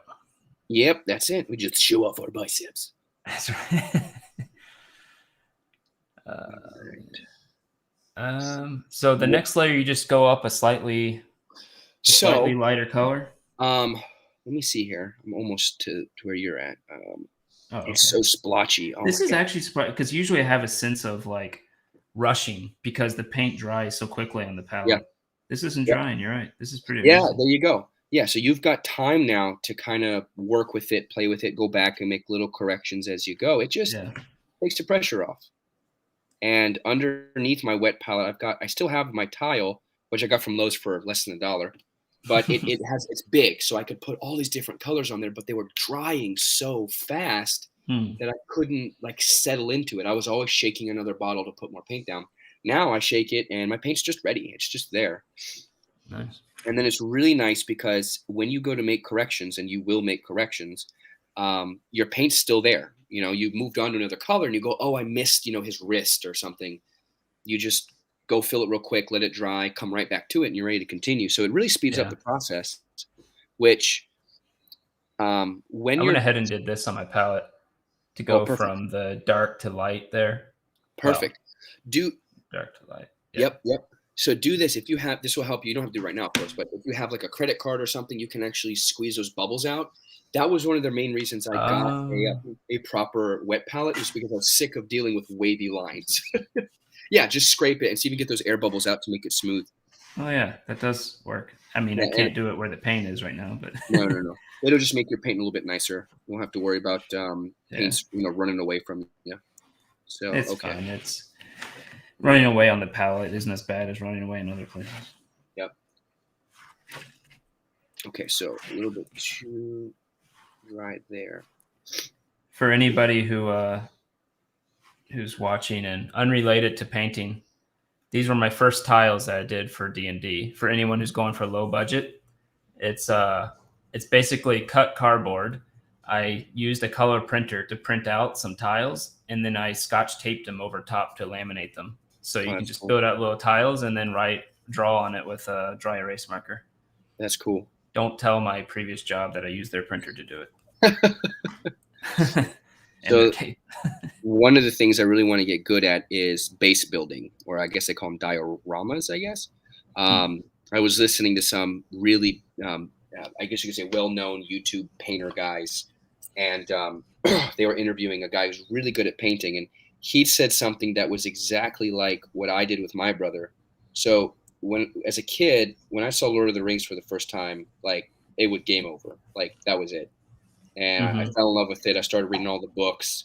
I've got, up here on the wall, 2 of the weapons from it. Yeah, it's just Lord of the Rings. Just really, I love it, and for many reasons. But I have, I think, 42 action figures that I collected, and my brother and I, since we were homeschooled, before my school would start, whatever I was watching my lesson for the day, above it, I would set up battle scenes and just leave them all day. Oh And I wow. would just like stare at it. I loved it. And yeah, Legolas was every girl's first love back in 2000, whatever it came out. And so basing is, you're kind of telling a little story with the base. So when I did, is it this guy? No, not him. So basing as in the way you set up your miniatures together or something? No, the base, the actual base they're on. Oh, the base. Oh, yeah, yeah, yeah. Yeah, Okay. yeah, yeah, yeah. So when I did, this was the first one I actually did a little river on it. I just painted a little river, and it came out okay for somebody who's not a classical, canvas printer. Mm-hmm. But you'll see the ground's cracked where he stepped. You got this tiny little river and some stones. I love doing the base. I don't know how or why I love it yet per se, but on a That's note, interesting. this is really cool. When you get into basing, it's called a Grelin earth, right? It's a technical paint. And when it dries, it actually crackles. So if you have a color, underneath it, it'll crackle and show what's below it. So you could technically paint. Yeah, if you look, so on almost all of my guys, let me show you this real quick while I'm waiting for my thing to dry. I did. This was actually the first guy I painted, my first Battletech. It's a little dusty. This is the first guy I painted. Red is very difficult to work with. It took me weeks. Oh wow. Right? But if you look, you see there's on this shoulder, you can see it looks like a bullet shot, right? That's silver right in the middle of the panel. And so what you do is you put a you put a little dot of this paint. I took a needle and you carve out the center. And when it dries like a little crater. This was not my idea. I got it from another YouTuber. It dries like a little crater, and then you paint the center silver, and it looks like he got shot. Wow. And the metal just crinkled up. But you can also use it for the ground because it dries, and it looks like the ground got stepped on. So just really cool effects you can do with these technical paints. So, all right. Pretty cool. Something else, I have to combat my own laziness, is you really want to make sure that you cover the whole surface of whatever it is you're painting. I have to be careful because I can get lazy and go, oh, I'll just get it with the next color. And then I get to the next color and I go, oh, shoot, no, that was a mistake. It should have been dark. So I should have hit it with the first one. So I definitely do that here and there. Who doesn't, probably. Yep. I'll get the whole thing, and then you know what's real bad is, I should probably do this when I do paints. I should probably take pictures of it periodically. Yes. I notice when I see it, I'm just like, okay, it looks good, and then when I take a picture, I see all the flaws that I did. Yes. So there's hacks and tricks to improving your ability to be aware of what you need to do. Yeah. And having good lighting when you're painting is one of them, because I've noticed I'll paint something and think it's terrible, go outside the next day in the sunlight and go, oh my gosh, this actually looks really good. Or the reverse. I think it's okay. Yeah. I'll see it in the daylight and it's terrible, Yeah. All right. So is that, I'm trying to figure out what's on his face. What is that? He has something on his face. It's just, oh no, I guess it's just the way the mold is. I can't tell. Hang on. Like I said, you need good lighting. Yeah. I can't tell if that's a mold line or he's got like a beard on one side of his face. That would be weird. I'm just going to paint it brown. Yeah, that's fine. There we go. Yeah, okay, so it does look like his hair does go down. I do more mold line. So, Lord of the Rings. Yeah, the new. I'm apprehensive of the new Amazon series. So Lord of the Rings they're coming out with an Amazon series, but I'm apprehensive of any new series these days. Yeah, that's a very good point. Well, I just watched. I went through it with my wife, the extended edition, a couple weeks ago, and I was then going to the behind the scenes stuff. A lot of this stuff before I got into filmmaking, I learned watching the behind the scenes of Lord of the Rings because there's a lot of good stuff in there. Yeah. Especially perspective. The stuff they did with perspective was amazing. Yes, that was ridiculous. Absolutely epic. And Peter Jackson said something really good. He said, when we made The Lord of the Rings, we wanted as little of us in it as possible. We wanted to be Tolkien's work. And it came out phenomenal. Why? Because the source material was already phenomenal. Yeah, they kept to it. They're already running into that problem with The Witcher too now. There you go. There you go. And it's like, why don't you have Henry Cavill being a consultant to get it right? Because he's the one who knows the books and out. There you go. Exactly. Other people don't. And so, unfortunately, it sounds like with the Amazon series, instead of just sticking to Tolkien's work and letting this genius of literary accomplishments come out into the film and just kind of flush it out more, I'm hearing that it sounds like they're injecting new stuff into it that I like. I'll be honest, I love Tolkien's work, not your interpretation of it, if that makes sense. So I think Star Wars comes in a little bit more weird because I believe Kathleen Kennedy, who I think is basically the cancer of the Star Wars series. I thought she was sacked. No, she wasn't. She was brought on for more years. But you know who said she should be in that position, right? Was George Lucas himself. So it's it's so annoying. It's like, you're the genius that came up with Star Wars, and you put her, who is not even creative, she just gives bad advice, hires the wrong people, and it's so annoying. Shoot, I'll say it this way: when I first saw The Force Awakens, I have to give them their cinematography. In other words, their filming of these scenes, beautiful, like crazy. The Millennium Falcon going through the dunes and stuff. Absolutely beautiful. Good story? No. Terrible storytelling. And production values can't fix a bad story. It never can. Exactly. You can have great effects. It's like we're talking about painting. You can have great paints, great tools, but if you don't know how to do good work, it's going to be bad. I don't care who made it. I don't care, what it's for. You have to do good work. And those, when Star Wars first came out and Lord of the Rings, these are amazing stories. That's why we love them. And then you get, I was a stuntman for a while. Yeah. That was a lot of fun. We were actually just looking at a video of me in China before I got on the stream with my wife. I was doing some rappelling. That was a lot of fun. But good. All right, where are you on your face? Not your face, but I have been working on my face. Thanks for noticing. But I haven't done anything yet. Just good. the solid color. I got his hair a little bit. That can be That's painted okay. over. Yeah, yep, exactly. Solid dark color. Nice. All right, so I went ahead and hit his hands as well, just because the skin tone's going to match. So he's a super dark elf right now. Oh, do the hands. Pause. I did know something about D&D before, and I really liked it. Oh yeah. It was Drizzt Do'Urden's. Oh, everybody knows him. Yeah, everybody loves that guy. A long time ago, the guy who first got me into boxing, before I got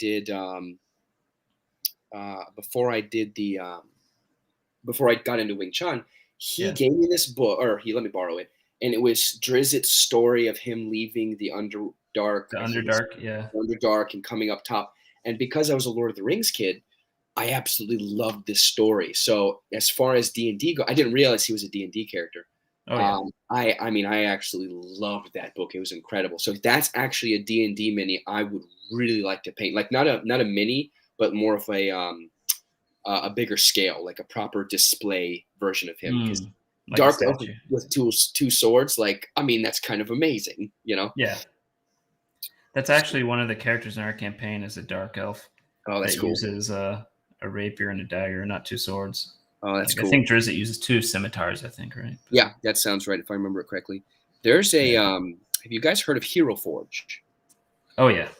Oh yeah. So awesome. So I was going to be, before I got into painting, we had considered my boss was going to secretly help me create a character who was going to be and I was researching how to make characters and stuff, but he was going to be a paladin, and I was going to order my own Hero Forge Mini and then paint him. Oh, this is before I knew how to paint. Yeah. But I always liked the idea of a shield and like a glaive, and so I was gonna create my own shield and a glaive. That'd be I don't even know how you do that. Glaive is two-handed. Exactly. So all right, let's see here. You can always make up rules. Yeah, that's pretty cool. Yeah, I thought maybe if you're sorry, I'm gonna butcher it. You said Simu? No, Sifu. Sifu. Sifu. Sifu. Sorry. Yeah, so weird. You can probably just call him. You can probably just call him Justin. You're not his instructor, so you can just say Justin. Justin. Okay. Yeah. Otherwise, I have to keep saying you're Sifu. But Justin, if he's interested, we could definitely do an online campaign of some sort. He's totally interested. I thought it might even be fun to do it. So first of all, DMing is quite a bit of work. I believe it. And I don't know if I have the time to DM a second campaign. Sure. But I don't know if he'd be interested. We could definitely do it. Yeah, he would love to do that. He's I think he's DMing right now for his campaign. I think when he rotates out, or Jeff might be doing it. The guy did those commissions for. Jeff might be doing it right now. But yeah, and from what I've heard, he's a really good DM. He's a really good DM. All right, good. So let me go back to this real quick. Let me check this guy. I definitely have good starter campaigns to get it going with. Get something going. Awesome. Yeah. Okay, so ones I don't have to prepare for too much because they're canned and I made them. Yeah. Well, that helps. Okay. So I've got my browns on there. What I'm going to try to do, I don't know if I'm going to do it yet. I do think it's drying a bit. I wonder if this parchment paper isn't letting as much through as wax paper would. It's probably not, because I think I started with parchment paper and I noticed it wasn't super awesome. But this when I invested in this Army Painter kit here, I've noticed a big difference. Definitely noticed a difference. So all right, I'm going to go ahead and take my Seraphim Sepia. I'm gonna try this out. A lot of what I do, I'm gonna be honest. Oh, you do a wash right after that first. Okay. Well, that's what I was getting into. Is that a lot of what I do right now is I have an idea and I try it. Oh, okay. Why my not? secret. Yeah, it's exactly. I don't use this mini, so why not? Yeah, exactly. It's if I screw it up, it's a $2 mini. You know, I can go buy another one and try it again. For me, it's a 5-cent mini, so it's even. Yeah, and this one was free for me. You know, so it's if I'm too scared to try something, I'm never going to get any better. So and washes are pleasantly much easier to mix. Yeah. So going back to this tray, this is what I use my washes for. But if you have if maybe I'll use my leftover thing to do that. There you go. Yeah. But if you have the Citadel one, it actually comes with its own little scooper tray. I gotta be really careful. That's cute. That's cute. All right, so I'm gonna throw a wash on there and see what it does. It might not do anything because it's already pretty dark, but it might add a little bit of an extra tone to it, and it also helps kind of cover. I'll try. I just poured out way too much wash. That's all right. Another piece of advice, beginner advice to people. You need very little paint when you do minis. Yes. Put dots on your palette. Yeah. All right, so this is really cool. It's really darkening up the mini and kind of closing off some of just a little bit of the gaps you could see. So this is actually adding a really nice tone to it. I'll see if I don't know if I'm gonna be able to show it on camera. I would say washes take a bit longer to dry, don't they? Yeah, just a little bit. Not too long if you're smart with it, but if you don't put on too much. Yeah.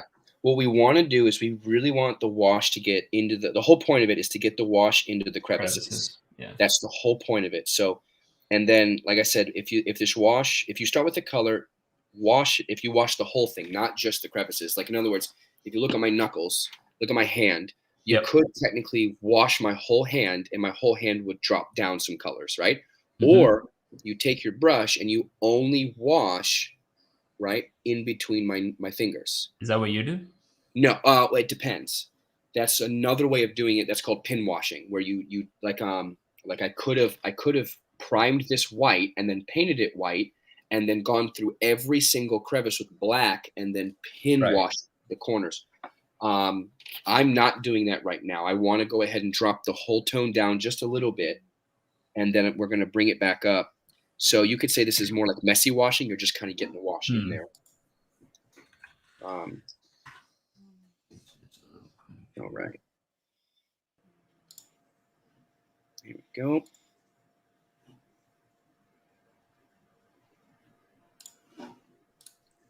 And it might not even be dark enough, but we're going to start with that.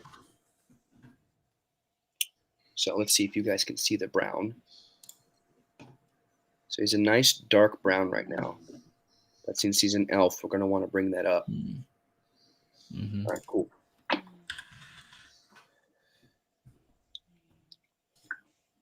All right, now the color I'm going to get him up to, I've been trying this out, but does he have a shaker in there? I might have a shaker in there. It's actually elven flesh. Shake. But it is a super, super bright flesh color. And so I don't know if I'm gonna this color I may end up as my highlight. I may bring it up to this color, but just as my the tip of the nose, the cheekbones here, just as the very end of the highlight. So what I'm gonna do now, is I take that color, put it right next to my brown I just used, and then you take on your palette, you take one color, the other color next to each other, but then you leave space in between so that you can bring your brush over and you're going to scoop the two colors and then blend them in the middle. And you get all these tones in between your two, your base tone and then your highlight color. I keep having to go. That's good advice though. It's one of the few things I did learn from art class. It's interesting, talking about things that don't relate to miniature painting. In art, at least classically trained, you learn drawing and painting as two very separate learning techniques. Interesting. So drawing would be like figure drawing. That's the type of stuff you'll get some charcoal and paper and you'll go through like 10 poses in 10 minutes where you're just trying to quickly draw out the poses real quick to get the base thing done. And it's actually what I'm pretty good at is getting a pose out. Color, on the other hand, you put all that aside, you do still life. You draw out the objects just as quick as you can, doesn't matter. But then it's all about color selection to see if you can get the right color for that still life. And that's what translates most best to miniature painting is that. But even that, it's still a 2D surface, not a 3D surface. So it's very different and it's very big, not small. And it's classically trained oil paints, not acrylics, which are like the most different type of paint you could possibly get are those two. Because one never dries and one dries very quickly.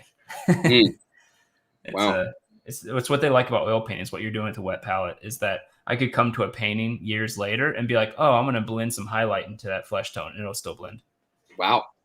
Yeah. Unless you put something on top of it to seal it. Seal it. Yeah, absolutely. What was I going to say? But anyway, so we're going to start going up the colors. Yeah. So I went ahead and blended. I've got my elven flesh and then my dark brown, and I went ahead and blended the two colors now in the middle. So I've got this mix of colors, and so here's something you can do.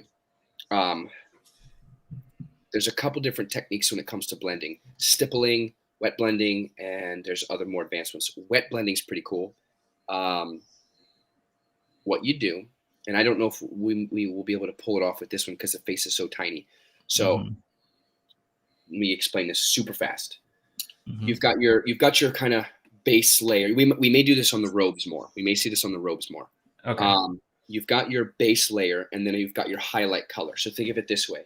Wet blending is we're trying to get these two colors to do this, right, to overlap. So what you do is you actually put these two colors next to each other, right, exactly like this. And then what you do is on the next layer up of paint, you end up having less water. Oh, glazing. That's the term I was looking for. We're going to try glazing. So underneath, I have two colors butted up against each other. So like, brown and yellow. And I want to have a nice transition between the two. What you do then is you take your yellow, but it's got a little more water in it. And you take that yellow and you paint it over the brown. Then you take the brown with a little more water in it and you paint it over the yellow. And you keep glazing it until you get this pyramid transition between the colors.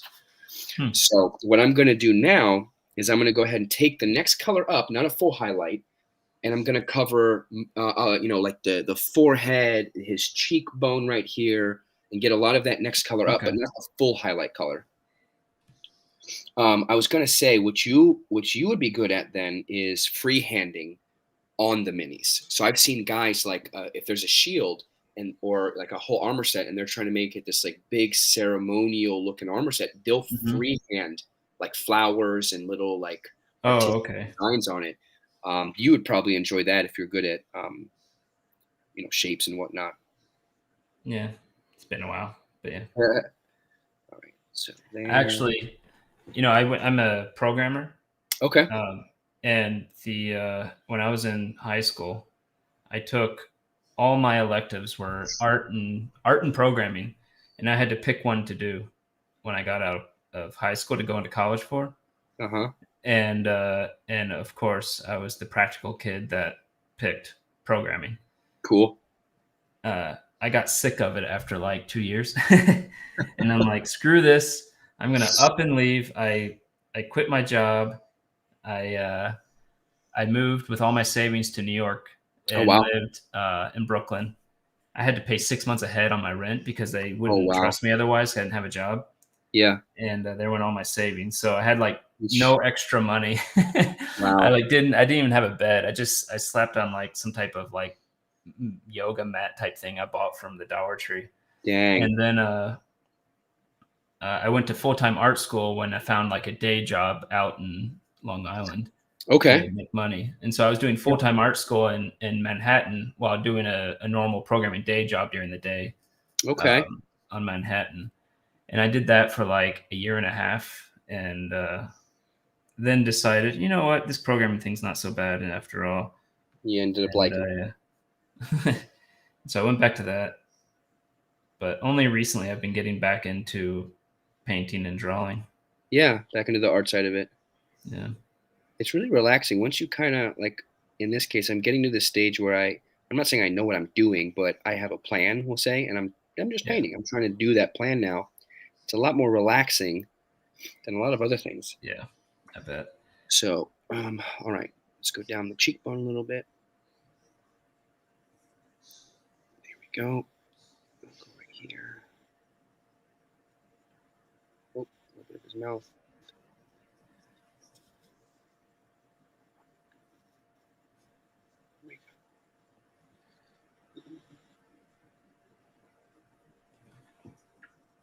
Also tried day trading during that time between nice. the two, and that didn't work out so well. Yeah, that is a lot of work. Yeah. I've got buddies who are really some of my best friends. They're really into that, and it's a whole nother job. Yeah. I didn't lose too much money. That's the best I can say about it. Good job. Less than 1,000. Which is nothing. You can lose it quick in that. That's for sure. Yeah. Though I did find out, funny enough, I finally logged back into my day trading account last week. Yeah. To see what was in there. I haven't done that for, I don't know, 12 years maybe. And I had a bunch of wasted stocks that had just died because probably why I didn't cash them out. Randomly, I had one stock in Facebook. Oh, wow. Man, how did that one do? $40, and now it's worth like $300 something. But dude, that's awesome.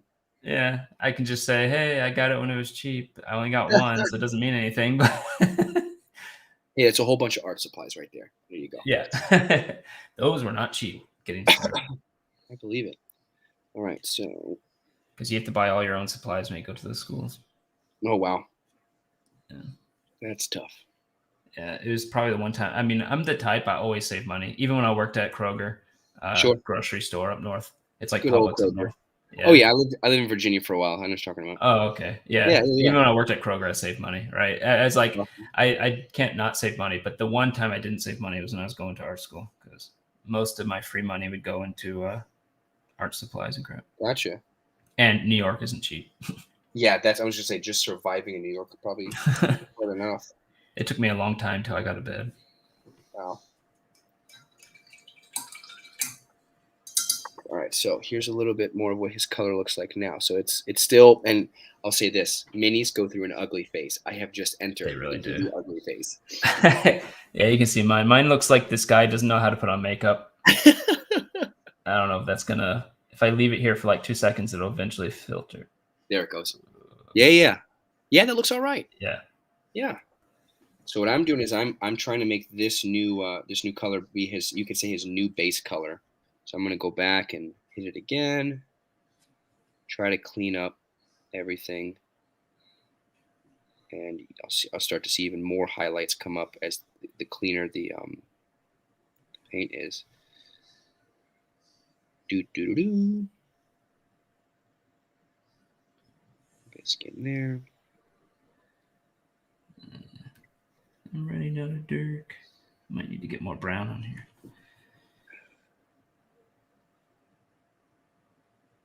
Are you gonna wash again at some point, or is that the only time you're gonna wash the face? I'm thinking from what I'm seeing, I think just the one time will be all right.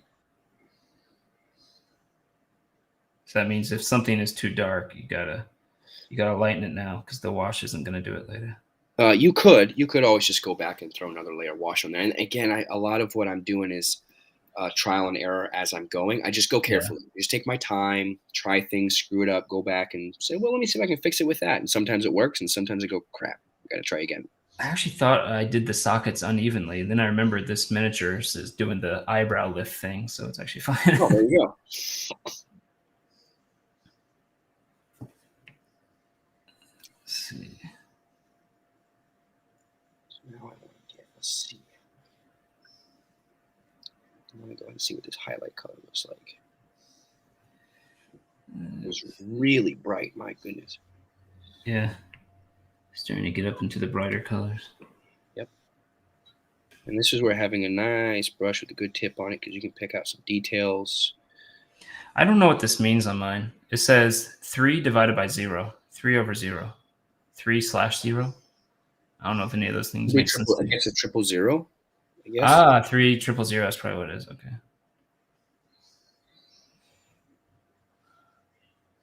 I probably could have asked Rena. She bought it. She probably. She buys all my stuff. Oh, that's awesome. Yeah, this is a super bright color. My goodness. So yeah, so something you can do is you sketch out your highlights, just kind of where I'm at now, and then you go back and you do again, like what I was saying with the glaze, is you try to glaze over it to have a nice even blend. Which there we go. That's a little better.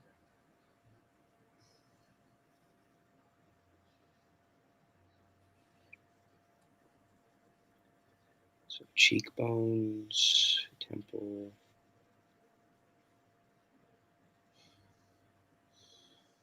This guy is definitely coming out a bit tan.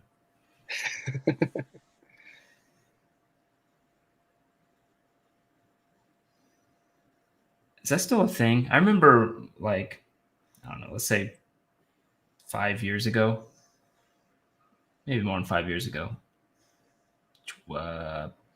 10 years ago, people used to go to tanning beds obsessively. Oh yeah, that's definitely still a thing. You don't see it as much in Florida, I guess, because people just go Nope, outside. you just go outside. Yep. You got it. Let's make this work. Yeah, but I just remember being at work sometimes and someone goes home one day and next day they come back to brown. I'm like, what the hell? How did you do that? Yeah. This dude is super bright now. Super bright. Super bright. Yeah, I need to lighten this just a slight more. Yeah, skin tones are definitely something that I will have to spend a lot of time working on. Because I am not super good at it, I'll be honest. I spent more time with doing the battle mech, so metal and handles. Yeah, I'm a little bit better at that, I think. Dry brushing is also amazing. I've never been good at that. I think I'm doing something wrong with it or something. It's pretty easy, so you probably are. Yeah, I think I'm not washing my brush right or something. You just put it on the brush and then you wipe most of it off, and then you wipe the majority of it off, and then. But I have 5 different dry brushes depending on how harsh or soft I want the. That's probably my problem. I don't have dry brushes. I'll show you one of them, which is really cool. It's like a magic brush. The ladies will know exactly what this is. Comes with its own sound effects. Yeah. Okay, that's not anything like what I have. I haven't really used that one yet. That's if I get into like. That looks like my wife's brushes. Yeah, it's a makeup brush. It's 100% a makeup brush. So, all right. So now I'm going to do a little bit less, and we're just going to touch. Oof, I made too much paint. Oh. As much as I say you don't need much paint, at the same time, since you don't need much paint, I've never had to replace a paint bottle yet. Yeah, exactly. All the time I've been doing it. Yeah, I haven't yet either, but again, I barely just started. Oh.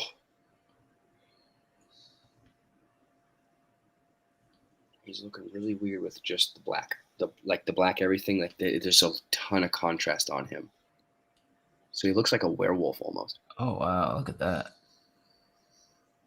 Yeah, those eyes are so dark. You sir, what do you think you're doing? I will wait for you. I will point to my spear at you, or whatever. Or whatever. Everybody's spear bends a little bit. Don't make fun of it. All right, so we go here on the knuckles. This is how mine's looking right now. Get a good. Oh, nice. Good. So what you can see there is you've got like really dark recesses, right? Yeah, that's where I need to do the glazing, like you said, right? Not necessarily. Well, yes, but what you want to do now is take that new brighter color and just walk it back up into the eyelids until you like the shape. If that makes sense. Yeah, just go very. It's not going to focus so well. That's all right. Hey, look. Project Incursus, the real Dungeon Master content. Yeah. That's actually my friend. He has a YouTube channel, so anyone watching this should go check him out.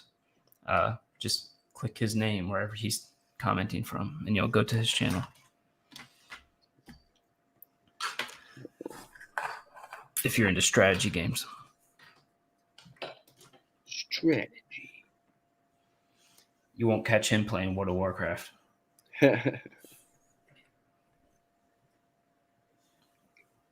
So that's actually interesting. I wasn't planning on doing that. So the contrast is so high on his face right now. On one side, it looks like, I don't know if you can see this, but it actually, I mean, there you go. It looks like there's a light source on this side of his face. Yeah, it does. But the light's actually coming from the other side. Yeah. Yeah. So that's so weird looking. Now, if I had planned that, that'd be amazing, but I didn't. So I'm gonna have to balance it out. Is that just because it was blending more on one side or something? Yeah. It's just one side's got a little more of the main color on it. So I need to add some brown, I think, to this because I ran out of brown, which means I get to flex my bicep over and over again.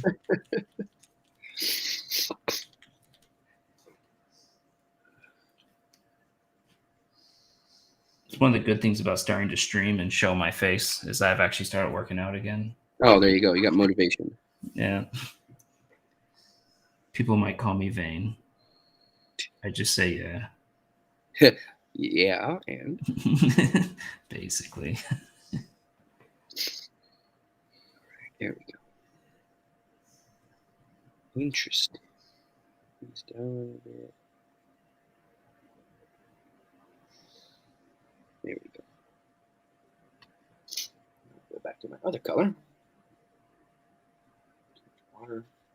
Yeah, definitely understanding the relationship between the water and the paint. That's a big thing. It's learning to manipulate it to cause the effect or the transition you want. It just takes, you just have to get on the brush and do it over and over and over again until you master it, which I have not. Yeah, I still have trouble with it for sure. Yeah, the cool thing is going back and making adjustments and then realizing, oh, you don't have to have it perfect.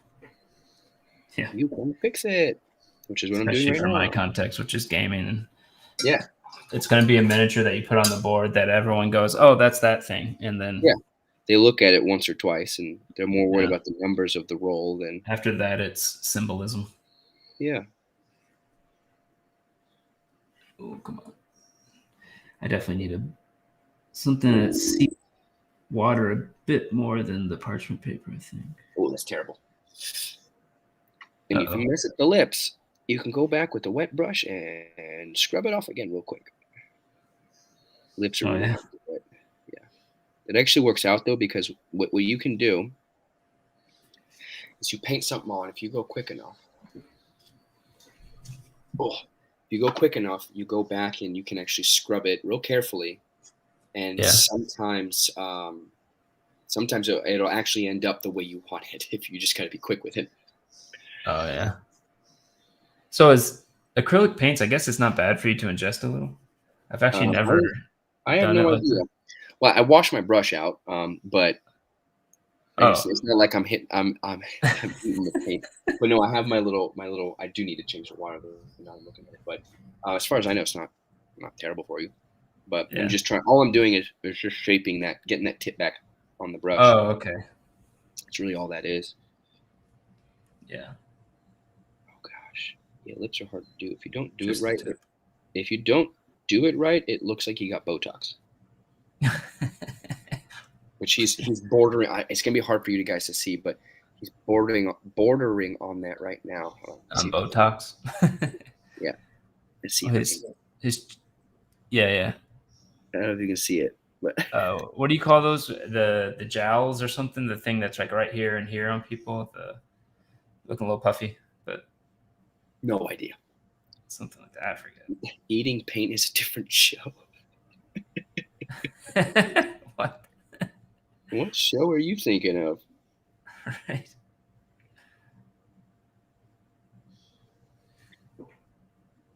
Rena has her shows. There we go. It's reality TV. Oh gosh. In reality, people eat paint. That's just a joke. She doesn't actually watch reality TV. Cheekbones? Don't spread that rumor. I won't. It's really cool though. My wife is actually working through Dragon Ball, and Oh yeah, yeah, so she's I not haven't feeling. watched Super. Oh gosh, it's amazing. Yeah, I It's heard it's good. amazing. Yeah, I really like it. So getting her through Dragon Ball, then Dragon Ball Z, and then we'll get to Super eventually. All right, so he still looks like the sun is hitting him on one side of his face. I still don't think I've even seen Dragon Ball. I think I've literally only seen Dragon Ball Z. Yeah, it's a lot to watch, that's for sure. Oh, it's because the actual shadow. Yes, Which Dragon Ball Z, I mean, yeah, you're good to I go. spent so much time drawing characters from Dragon Ball Z. Really? Yeah, mainly in like high school and stuff. Sure. Yeah, that hit America by storm, that's for sure. Yeah, and it's one of the few animes where the voice actors are actually maybe better than the original The Japanese. Japanese ones, oh yeah, Sean Schimmel doing Goku is ridiculous. Did you ever see a video of him doing it, like the power ups and stuff? Yeah, yeah. Yeah, it's funny. Yeah, you should definitely watch Dragon Ball Super. You'll enjoy it. You'll definitely enjoy it. So what I'm doing now is so I should be seeing here academia. For those who are watching, on his face, what I'm trying to do is I've put on some of the colors I want to work with. So like he's got that super dark brown for like inside the eyes. It did the wash. It didn't really do too much, but and I put the original color back on with a little bit of the new elven flesh mixed in, and then I went ahead and did straight elven flesh, and that's what gives him. You can start to see he's really bright now. So what I want to do now is I'm going back with this color before the straight elven flesh, and I'm kind of shaping The socket. yeah, well, not the socket. I'm actually leaving the socket alone at the moment, but actually like where his eyebrows are and the forehead, I'm trying to give it a little bit of color difference here. So I guess you could say I'm shaping the colors on his face now. So I guess you think of it that way. I go back and cleaning it up. That's the one. Cleaning it up. So under here. There we go.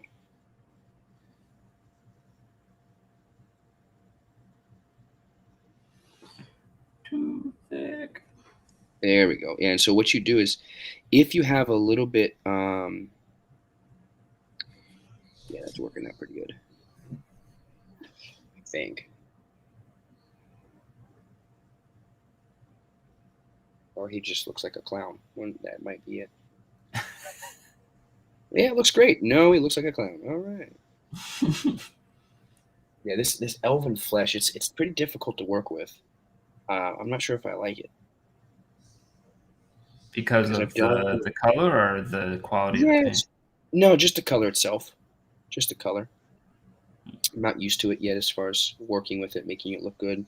Whereas when I use just browns and I think I just mixed in some white with it, it came out just fine. Just means I need to practice with it more. More time with it. There's a lot of yellow in it. So maybe it'll look better after I'm done.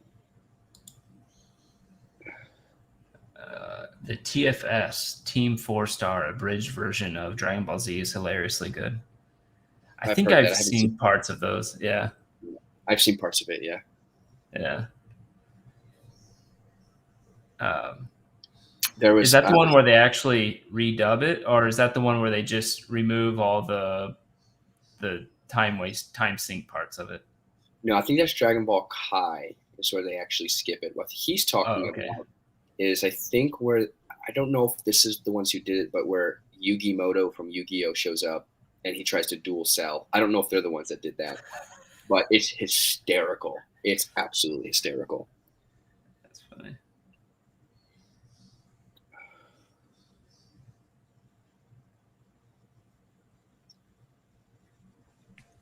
Yeah, I've kind of decided I didn't like the skin tone I made, so I made a new one, and I'm redoing over it. Yeah. And that's the fun part of painting, is you can fix it as you go. Yeah, especially acrylics. Especially acrylics, yeah.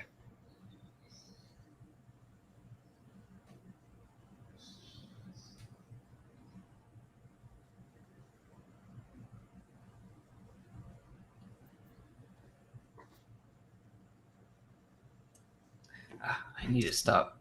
I keep lowering my hand down below where no one can even see what I'm doing. Yeah, there's a pretty cool lighting setup I've seen that I want to get at some point, but it's basically LED strips, and they go over your whole painting area, so you have even lighting on what you're working on. Whereas I have one object giving me light, so it can kind of deceive you as far as what it really looks like. The fully redundant, yes. The guys who have the Yu-Gi-Oh show, yeah, that's it. Okay, that's Yeah, okay. the one. I just realized I can do something with OBS here for myself. I didn't. Cool. It won't help you, but it'll help me. Let's see. Battle map. Oh, that's weird. Why aren't you coming up? Why aren't you showing up?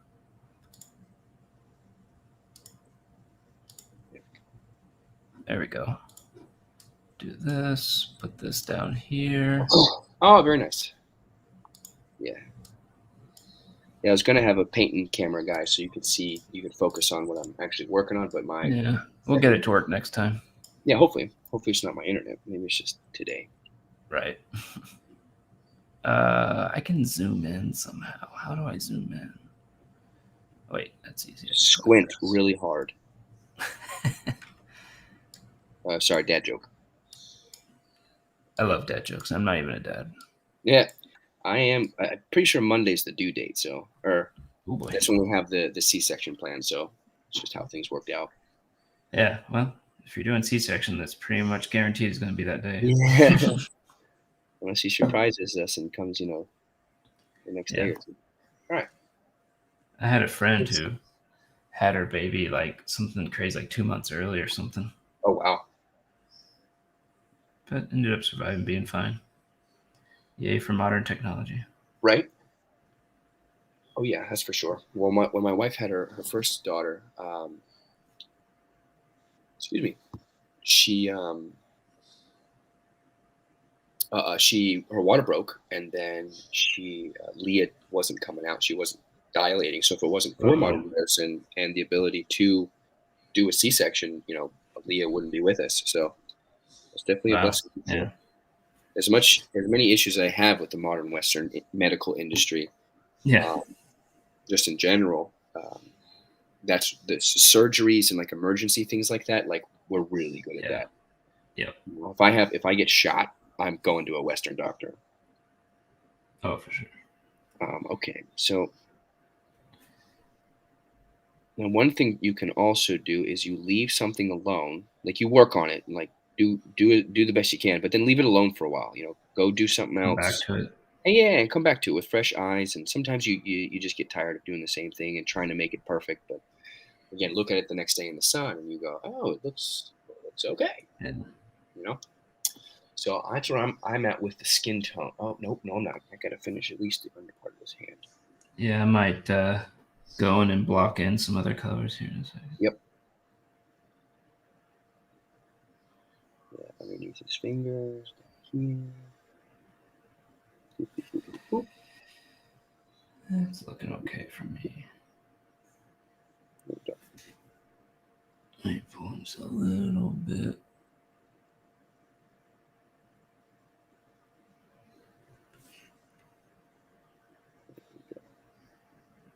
Yeah, having better brushes definitely helps. It sounds like you've got some good ones. So I have 2 good ones, and then a whole bunch of old ones.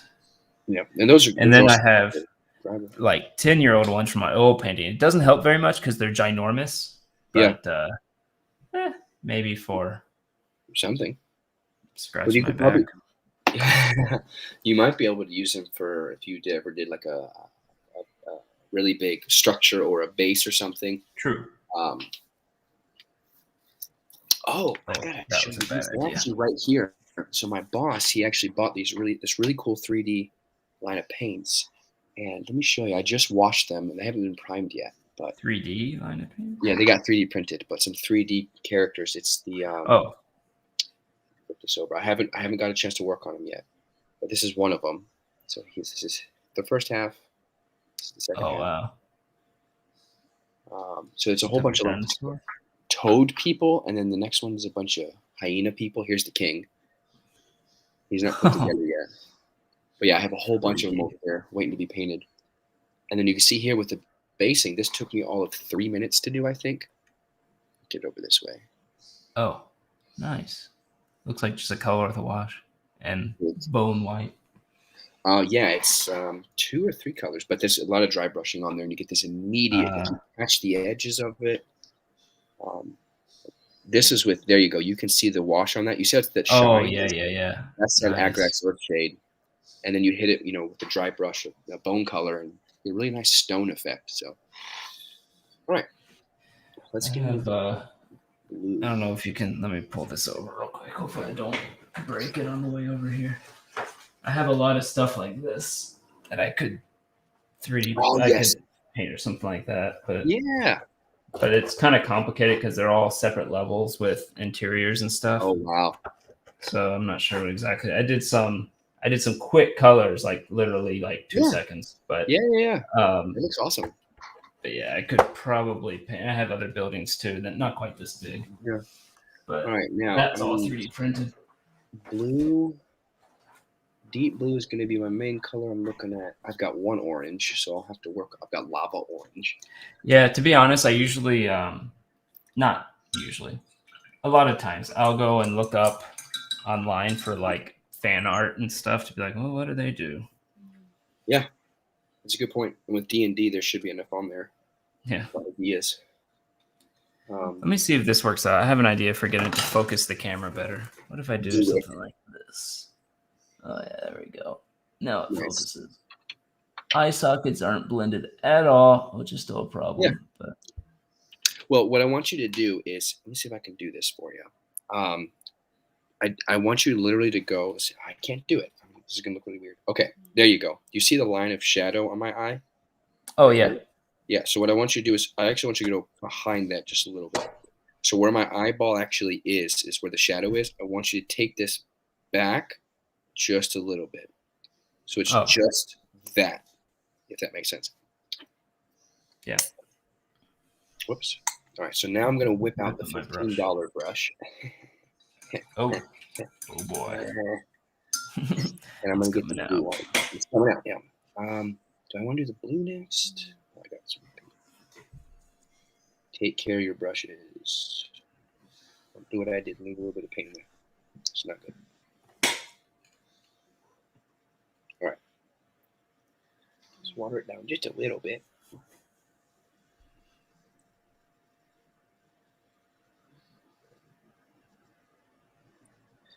All right, I'm going to slap some blue on here. It's a nice color. Oh, yeah, the deep blue is a good choice. Did you ever, good thing you listened to the moderator, not me. Did you ever think about getting like one of those magnifying glass things? Not yet. I know you definitely can. I've seen guys use it, but as of right now, I haven't needed it. And even when I did the gnomes, which are super, super, super duper tiny, I was able to pull it off without it. So I guess you could say on the priority list of what I could spend my money on, it's kind of low. Yeah. If that makes sense. Like I'd rather putting this in front of the camera actually really helps me because I can see it myself from a different view. Cool. Yeah, there you go. Still could be less, maybe, but oh man, this camera is weird. But still looks like a black eye a bit. I think I need to remove some of the top part too.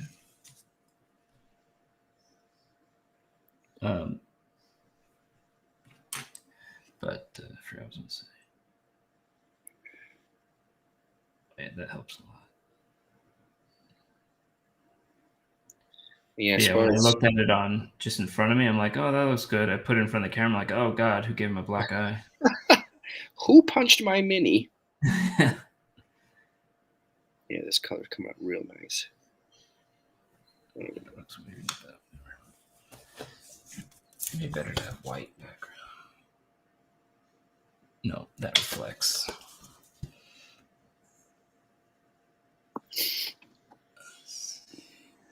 Come on, focus. There yeah, it's a nice red tint to it. I like that. Yeah. I thought it was a little too red, and then I'm like, it looks okay with him. He'll just have a red tint. Yep. And you can always, like we were talking about, you can always bring up the colors a little more with a different tint if you want to get away from the red. But if you leave the paint thin enough, some of that red will still kind of come through. And since skin has, multiple colors going on at the same time, it'll give it just more depth, which is really cool. Hmm.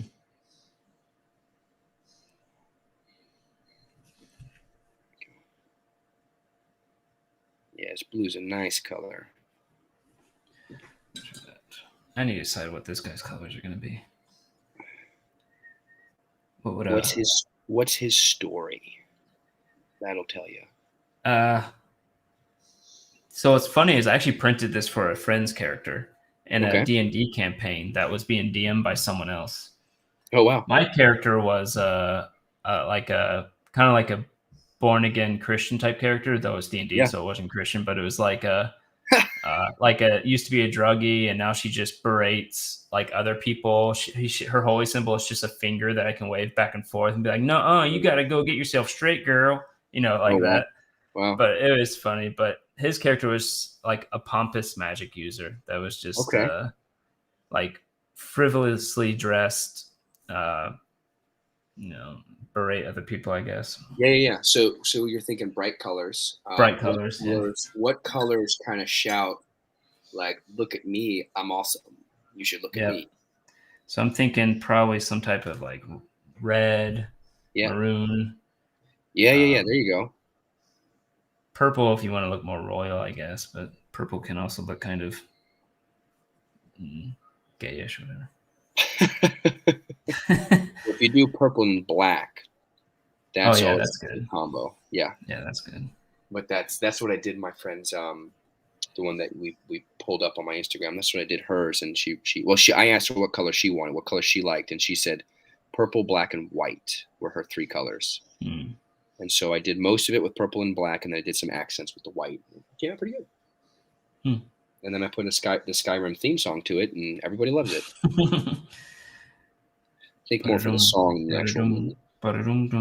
Yeah. I have 1.6 thousand hours in that game. Oh, wow. But a lot of it was also modding. Oh, yeah, sure. Skyrim's like become one of those games for people on the PC. Oh, nice. Yeah, just the dark blue. That looks nice. That does look nice, especially with the black base. Yeah, I want to get away from the black, but the black looks good. Black just looks good. I just like black. It also helps, like, if anything's not painted, you won't even notice a lot of times. Exactly. Yeah. Exactly. But Skyrim nowadays, like people who play it on PC, it's just like they'll spend like 2 or 3 weeks doing nothing except installing mods and trying to get them to somehow work together. Oh, and then they play the game for like 2 days and then be like, "Oh yeah, oh well, I guess I'll pick it up again next year." Yeah, that's how I am. There's definitely something fun though, adding in the mods to it. I remember when Halo first came out and you could build your own maps. Like my brother spent so much time building maps and different games you could do. And back in the day, that's cool. Halo 3, I should say. All right, let's get some of this. That's what people say is the best one, right? Yeah, it's pretty good. I had been exposed to Halo 2 prior, but I never owned it. And so Halo 3 was the first one I played, and man, that was it was like playing a movie. Yeah. It was really well done. The music score is absolutely phenomenal. Like Lord of the Rings, I could just listen to the music. Same thing with the Halo soundtrack, because I seriously could just listen to it. It's beautiful. But really well written game, fun game, good teamwork play, by the way. Like, you since you have two main characters you can play with, actually you can do all 4. It's really fun. Really I've actually never played Halo. Oh my gosh. I haven't played a lot of first person shooters. That's fair. Maybe Apex Legends I played a bit, but yeah, that's nothing compared to Halo. You need to play Halo. You can't be a real nerd unless you've played Halo. I don't know. It's kind of the game that all the Mac users have played. That's true. Because the joke is Mac has it has a lot of games like Halo and Photoshop. Touche. But no, I even heard the newest Halo is pretty good too. Halo, The whatever they have now. Halo Is it Infinite, I think. Yeah, Infinite. Yeah. I haven't gotten to that yet. Let's see. I'm still trying to decide. Maybe I will give him purple robes. You could do purple's right next to red, so that would. Well, I mean, you could. I think you could if you make one muted and one bright, but Yeah, you could do red and purple. That'd be crazy. I think I'm gonna start out with purple robes with black.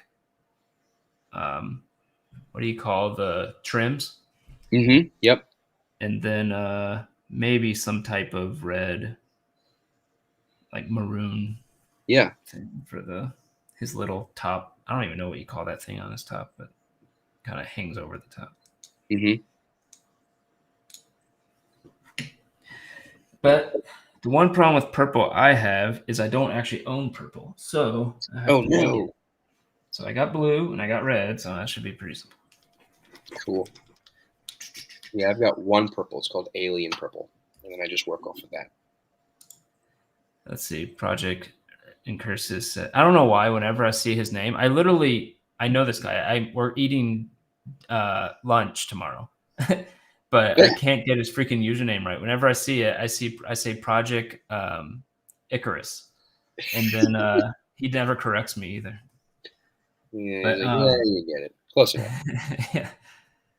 He says, well, hey, Halo Infinite has free-to-play multiplayer, though I'm pretty certain you'd be more into the single player. Yeah, multiplayer would get intense. Yeah. Really intense. I thought about, me and my D&D. I'm like basically a wannabe actor sometimes. And it'd be fun to go into one of these battle royales, like the more serious battle royales. Like, what's the one that everybody plays that's like super serious and realistic? Call of Duty. And I don't know how realistic it is, but I get you. Yeah, it just has that feel though. Like, this is real military. Not sci-fi. Yeah, it's not sci-fi. Or it's not like Fortnite where everybody's a freaking cat or cartoon or something walking around. Yeah. But and like going in there and just taking like some type of personality. Yeah. Being like a badass going in, being like, let me tell you, I know what we're doing. We're gonna do this. And then like the moment combat starts, like squealing like a girl and be like, oh my god, I'm sorry, or something like that. And then just put it on YouTube, the reactions. There's actually a guy who did it's the other big not Call of Duty, it's the other big name. Battlefield. And Battlefield, you can do, it's a much bigger map, right? Mm-hmm. And you're doing like planes and boats and like gigantic, almost like an MMO, but not quite. But anyway, gigantic battles. And there's one guy that is very famous. What game is this?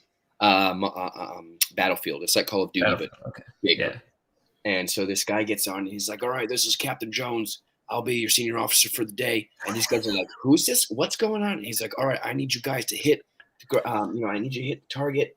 We're gonna rendezvous. These coordinates. I need you guys to confirm that you're with me." And they're like, "What is this guy doing?" He's like, "Are you with me?" "Oh, okay, yeah. I guess we're following this guy." And he's like, "All right." Nice. And he like doesn't break character the whole match. Oh wow! And it's actually really funny because he does. That's what I thought would be fun. Like you see their reactions to you. Yeah. And that's what you put on YouTube. Oh yeah. Oops. Wifey she was passed out over here for a good long time. I have trouble sleeping and I have 2 sleeping disorders, which is really frustrating. But she passes out like a little baby. So I'll see her painting. She's usually over there just she can sleep through you. Yeah. Ooh, that's a deep purple. Is that too deep? I don't know. No, maybe not. Yeah. Yeah, you either call him Icarus or Incubus. Yeah, that other one would be pretty bad. He's asking if we ever played, and he knows the answer for me because I've told him, but maybe you've played Planet Side. Never heard of it. It has proximity chat, so it's fairly common to see that kind of RP just out in the game. Gotcha. Okay. Yeah, that's a really cool concept. I wonder why more games don't do that. The proxy chat. I can't say that word, so I always avoid it. Proximity. So I've never done Planet Side is like imagine I think it's like imagine you combine Apex Legends with some type of like dogfight sky spaceship, not spaceship, but aircraft dogfighting. Oh, that's cool. That's cool. Yeah, I do like that. And big battles. Like it's he could probably tell you the scale of like how many people are in there, but I think there's like it's in the 50s or something like that. Wow. The people who fight on the same map. Wow, that's fun. More. Yeah, that changes from like 6-on-6 to 50. It's a totally different way of playing. Yeah. Thinking. Oh, I just painted the wrong thing. Good thing it's acrylic. Yeah, you can fix it. That'll be the name of your painting streams. Good thing it's acrylic. Yeah.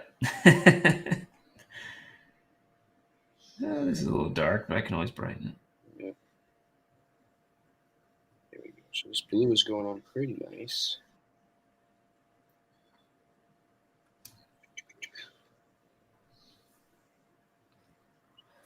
Role playing. I might have to introduce you guys to little Rambo. Come here, Rambo. He just came inside. Give me just a second here. Dog? Like, yeah. So this is my wife's dog, but we're like best friends. So come here, buddy. Come here. Oh my gosh, this is Rambo. Are you looking, Reno? Say hi, Rambo. Look at that dog. He is the happiest dog on the planet. Yeah, he looks like it. Paws and tail are always going. This doesn't stop. It's all day. This tail is just auto go. No, not Rainbow. Rambo. Rambo. Yeah. So you call Rambo and you get this little guy. He's shaking. He's so excited. Yeah. Wow. How you doing, buddy? Built for the stream. You ready? All right. Put you down.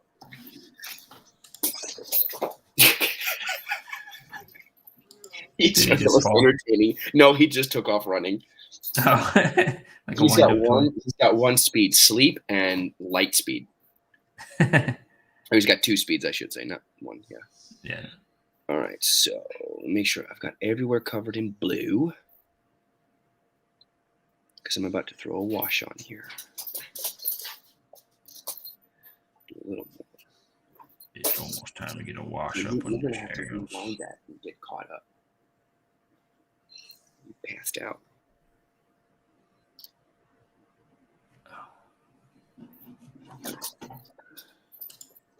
Yeah, I like. Usually led the Air Force for one of the factions.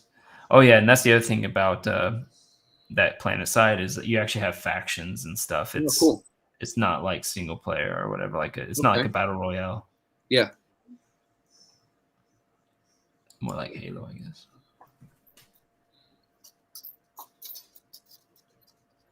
Ooh. But yeah, if you ever want to play a strategy game against someone who's going to beat you, you play against Incursus. Gotcha. I'm going to turn this off. There we go. Yeah, so that's the blue right now. It's getting there. Oh, nice. Yeah.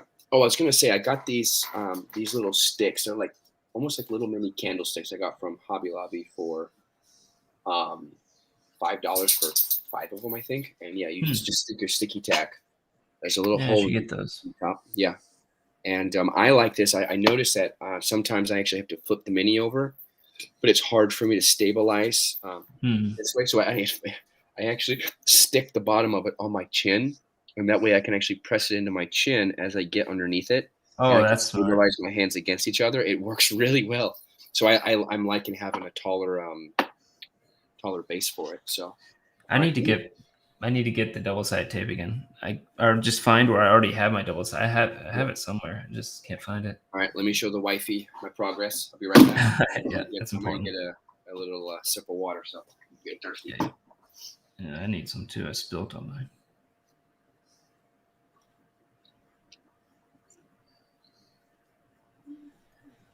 Planet size a lot like Battlefield, but bigger. It's just an open world first person shooter MMO game. Oh, okay. Oh, Jesus Christ. So do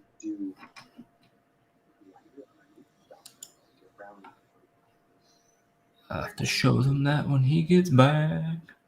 okay. I wonder if I can improve this camera thing going on here. What if I just...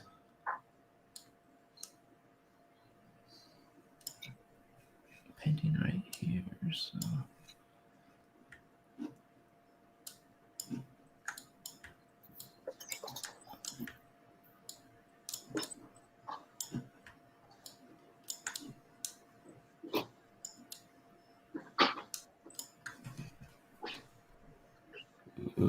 Okay.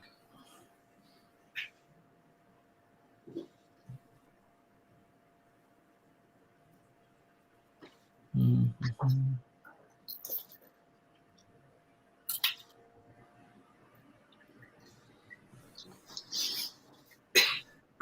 Right. I was wrong about Planet Side. It's actually it's a considered an MMO, I guess, but it has 1,000 people on Oh the same my map, on 3 separate teams. Oh, that's crazy. Yeah.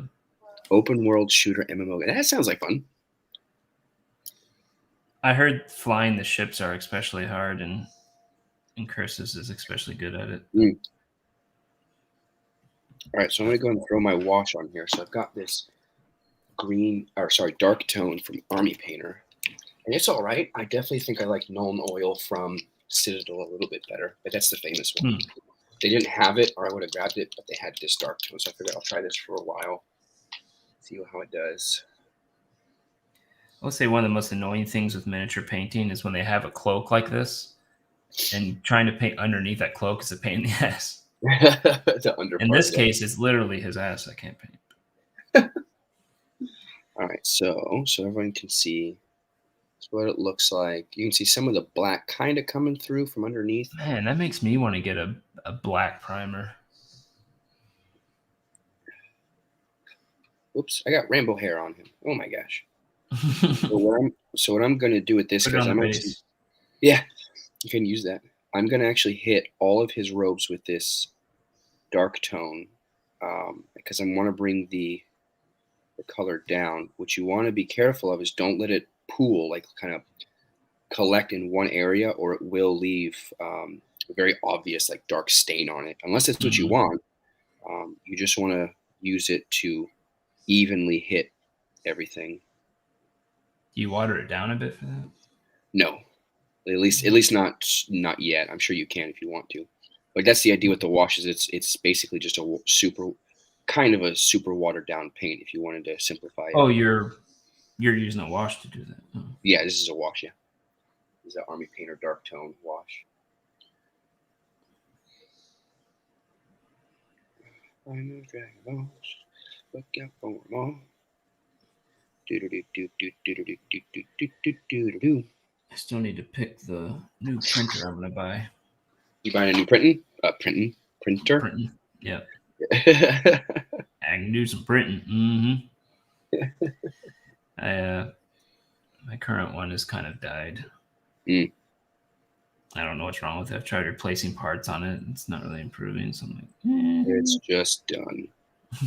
I guess I printed a lot of stuff on it. When I first got it, I don't think I stopped running my printer for something like 6 months straight. Oh, wow. I had it going 24/7. Yeah, that's a lot of printing. Yeah. Let's see how this comes out.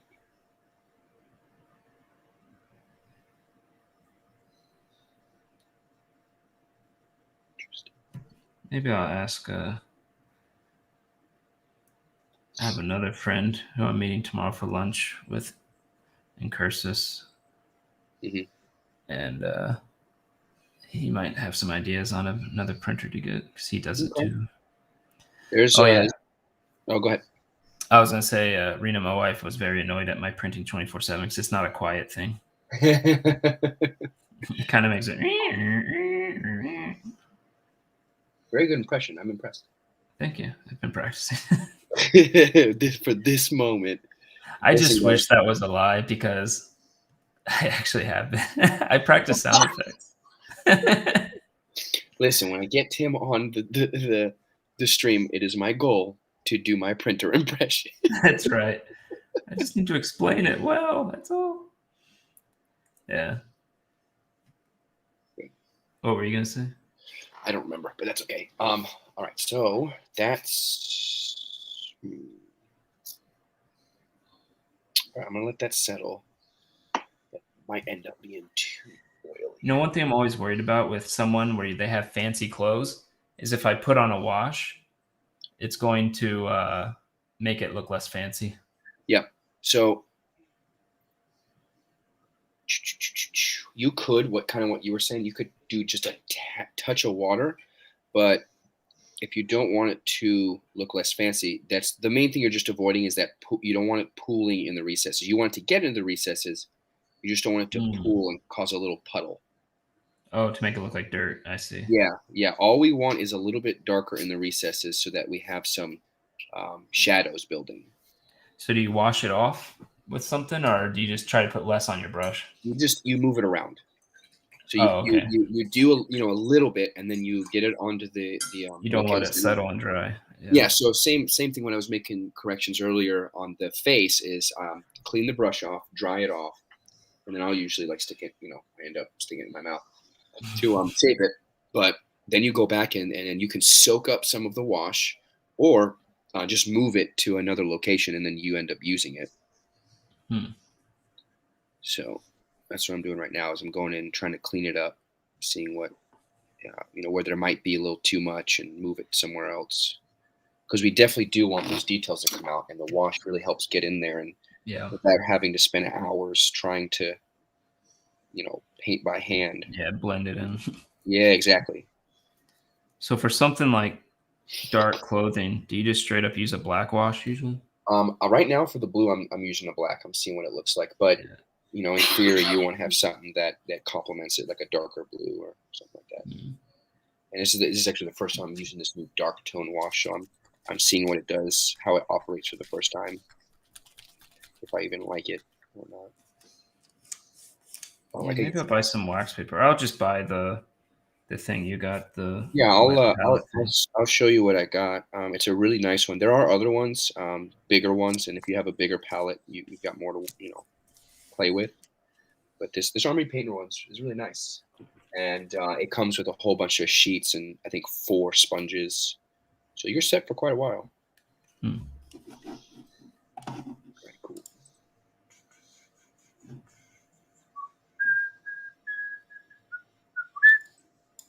Now what I'm going to try to do, I'll let that dry for a second, but I'm going to try to go back in with the same blue, and I might try dry brushing it onto the edges and see what it looks like. See how that comes out. So let me check it real quick. My cat is so needy. We actually call him a beta cuck.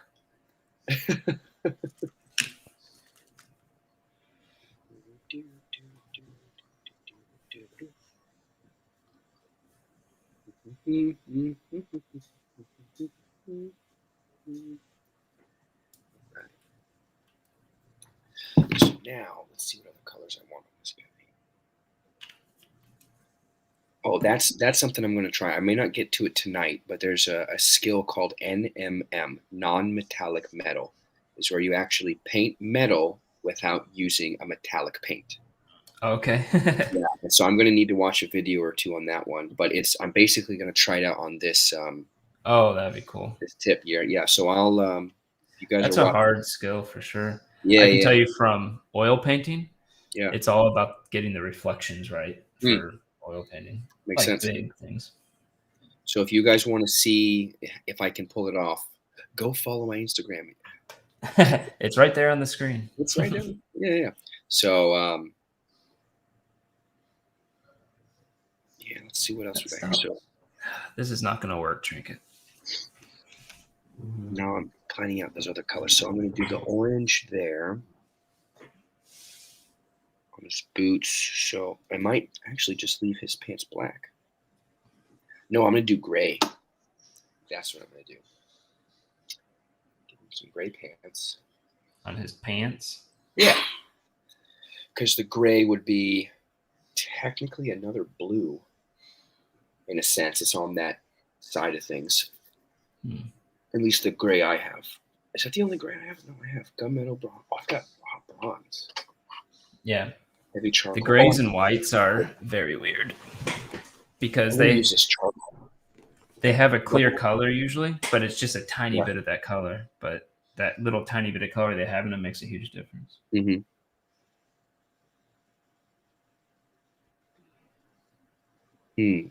I just saw another color I have in that. That might be really interesting. Screaming Skull, Upshanti Bone. This color is really used a lot. Upshanti Bone for a lot of things. I've seen a lot of big painters use it. Sounds like you have a lot of paints. Well, I've got, it's really not that many. Here, 1, 2, 3, 4. I'm counting right here. 1, 2, 3, 4, 5, 6, 7, 8, 9, 10, 11, 12, 13, 14, 15, 16, 17, 18, 19, 20, 22, 23, 24, 25, 26, 27, 28, 29, 30, 31, 32. So about 40 paints. 40 paints, not too many, I guess. No. I have 60. Yeah. And Not including the washes. Yeah. And I've just collected them little by little over time as I needed them. Yeah.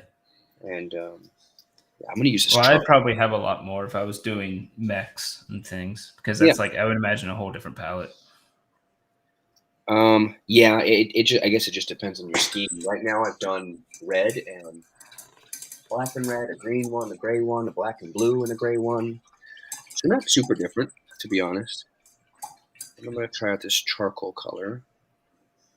See what that looks like.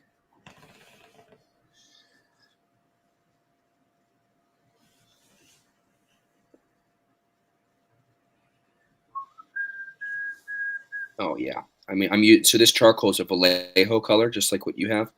Man, big difference. I barely shook it, and it's just easier to manipulate, and it goes on so smoothly. I will say about these paints that I found is if I have one criticism of them, they're not always consistent. Like some of the paints are amazing, and some of them are like, wow, why is it so liquidy? Yeah. But most of them are really good. But some of them I open up and it doesn't matter how much I shake them. It's just like I guess they weren't consistent with how much material they put in versus medium and stuff. Gotcha. All right, so that's a nice color. What do you want from me? Your soul. It is a cat.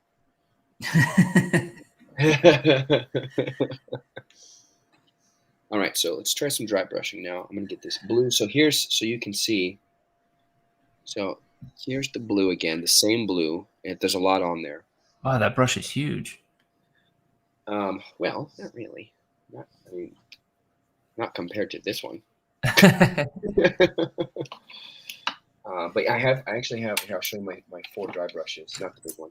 So these are my 4 dry brushes. Oh, that's what that one is. Maybe I do have one. Seriously, let me dry this off real quick. So this one is vertical, so it gives me different shape depending on what I want to hit. Oh, interesting. This one is really stiff, so this is really nice for armor if I want to nick it, like nick the armor and really catch the edges and have this hard lines on it. Again, I see. For my battle mix, for my battle mix, maybe I want those edges rubbed off. That this really tough one is really nice for that. But if I'm trying to shade something, I want a softer dry brush. That's actually how metal boxy stuff looks in reality. You can always see like a hard edge of the light and stuff. Yeah, so dry brushing is really great. So this is probably a dry brush then. I never knew that. Well, any brush could be a dry brush. Right. Because it's just basically it's an old brush that you don't care about anymore. Now some brushes they were specifically made for dry brushing. But yeah, that one you just pointed out definitely looks like it could be a dry brush. Oh, gotcha. Okay. So all I'm doing now is I'm going back onto my Mini and I'm trying to stay out of the crevices and just catch those top edges and bring back the blue from what the wash took down. Let's see if this will even work on this size Mini. might have to switch to my other dry. True. Many believe cats are the guardians of the afterlife and hope your spirit pass over. Did not know that. I've heard that before. That's even more scary. Because what if they don't like you? Just stare at you. This cat obviously likes me way too much. All right, I'm going to try my other dry brush. Let's see what this does. I've actually never had a cat like this quiet before. He's almost like a dog. So is that a compliment? Yeah, he just wants constant attention. He's always up in my face. Sounds like Rambo. Yeah. There we go. Yeah, but he's also a cat with how choosy he is. Like it's only me he'll do it with. Anyone else he's indifferent about. So I absolutely love dry brushing. It is one of the most satisfying steps because you instantly start catching edges, and it just makes things pop if you've got those darker edges already in there. And that's what's happening right now. It's just really catching some of these raised edges. And with the blue underneath it being so dark, because of the wash, this blue now looks a lot lighter. So,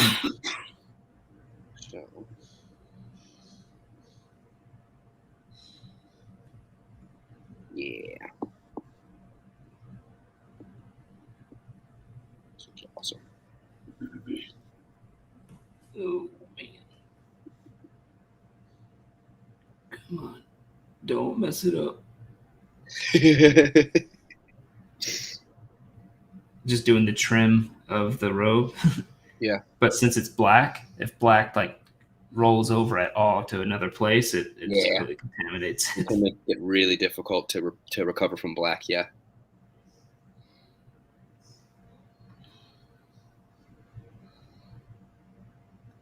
So if there is any type of paint that will let you recover from it, it's acrylic. It's acrylic. And oil painting, if you mess up with black, you're basically like, you're done. Well, you're taking out the turpentine and rubbing off that entire spot.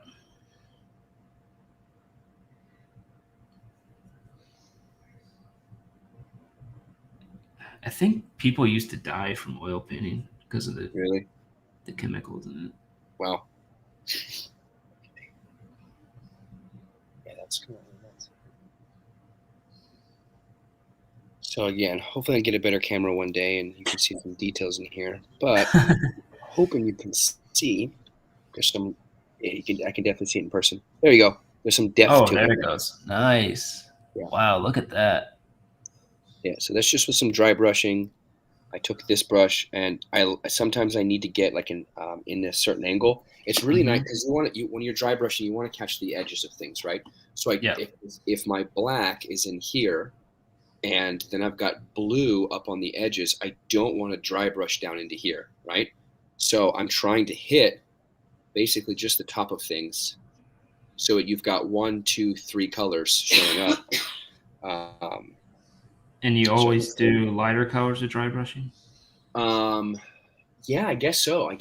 Well, not necessarily always, but generally speaking, when you dry brush, you're chasing after the top edges, which typically the top edge, is gonna be a highlight color.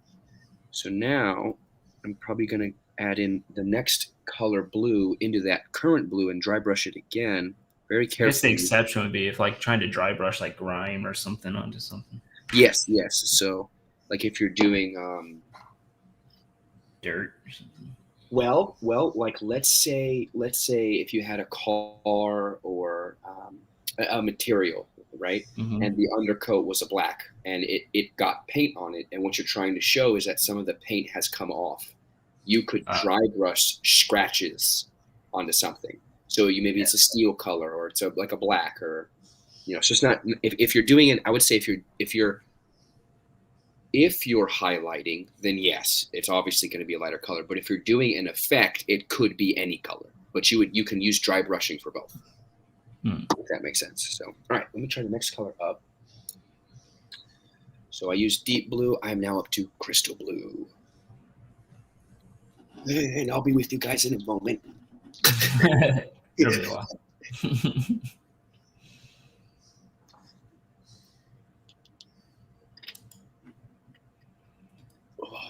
Let's see. Keep shaking. I'm really excited for those little balls to come in tomorrow.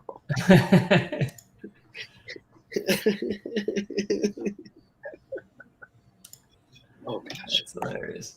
There we go. All right, that should be enough. If not, my headache was for nothing. What time is it? Almost 1 o'clock. All right. Oh, is it? Holy yeah. Crap.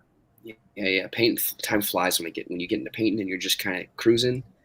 Time flies. I'll probably be stopping here at 1.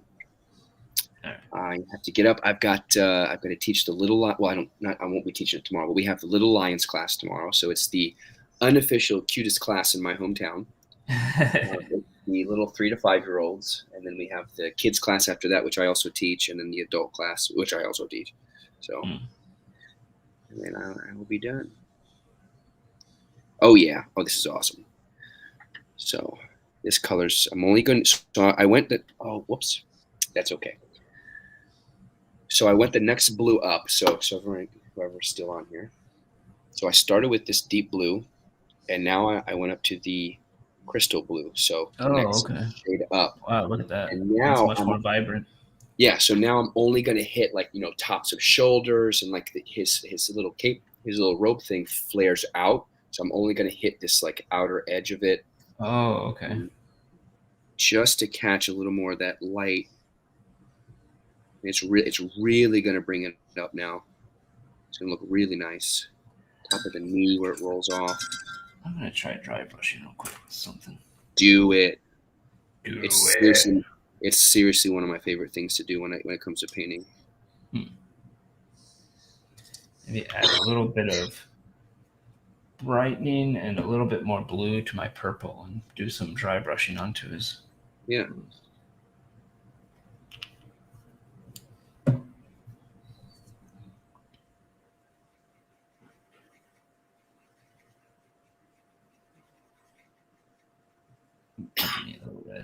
Little bit of red.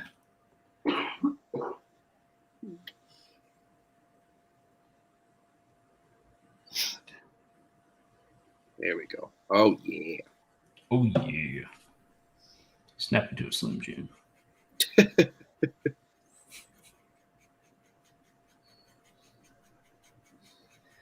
Macho Man Randy Savage. That is just awesome, man. Makes me feel better. And telling you get to the ugly stage of your thing and you just want to quit. You just want to stop. And, okay, I suck at this. This looks awful. Why am I painting? Why am I even doing this? You get there and just keep painting. Just finish it. Yeah. And finish it, and you're like, oh, yeah, there really was an ugly stage. There's a little more here.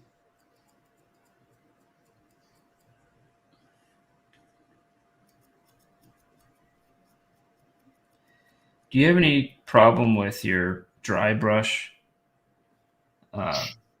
coming off after some time? What do you mean? It just sits on the shelf or whatever, and weeks later it'll kind of start coming off a little bit. You mean if I don't touch it? Yeah. No, because I'll be honest, I coat everything with a matte finish when I'm done. So my dad gave me a super cheap airbrush that he happened to have. And I've got this propellant you can get at a hobby store.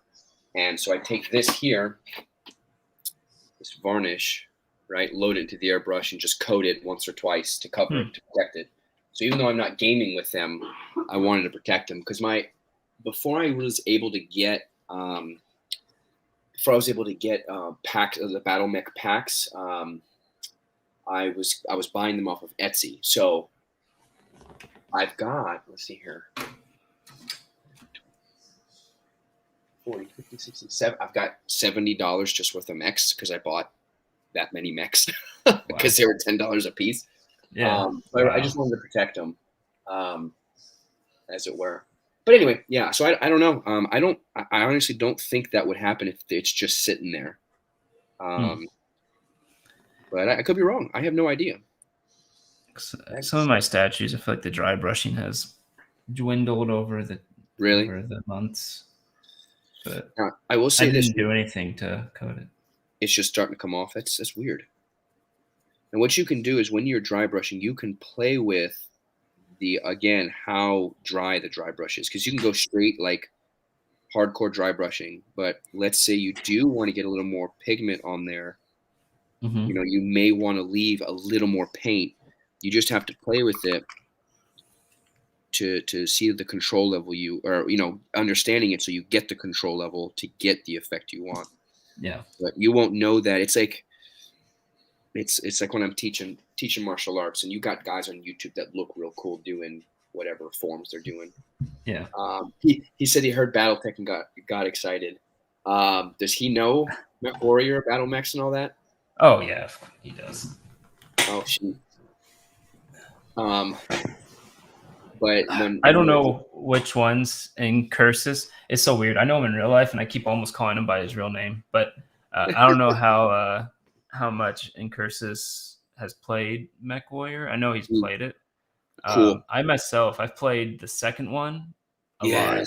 Mech the Warrior one Mercenaries. Mech Warrior 2. Yeah. Mech Warrior 2 Mercenaries. Okay. And then I played the first one a bit too.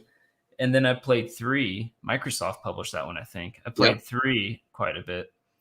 And I haven't really played anything after that. Yeah, those are some amazing games. But I played the board game BattleTech for quite a bit.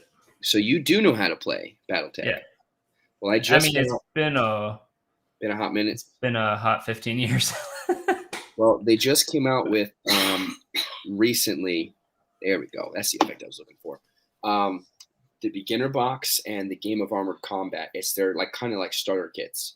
Okay. And so I've never really done tabletop gaming. Like I've done board games like Risk and stuff, but I've never done a proper tabletop game. So my brother and myself and my cousin were trying to figure this out all at the same time.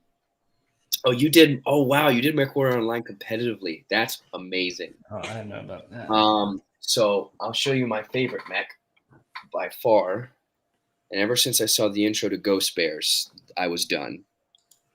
So the Mech Warrior 3D sculpts from online or from Etsy, they're usually Mech Warrior Online sculpts. This is the Kodiak. Wow. And then I have the official Kodiak mold, which I haven't painted yet. That's this guy. Kodiak came out during Mech Warrior 3. There we go. Wow. 100-ton assault mech.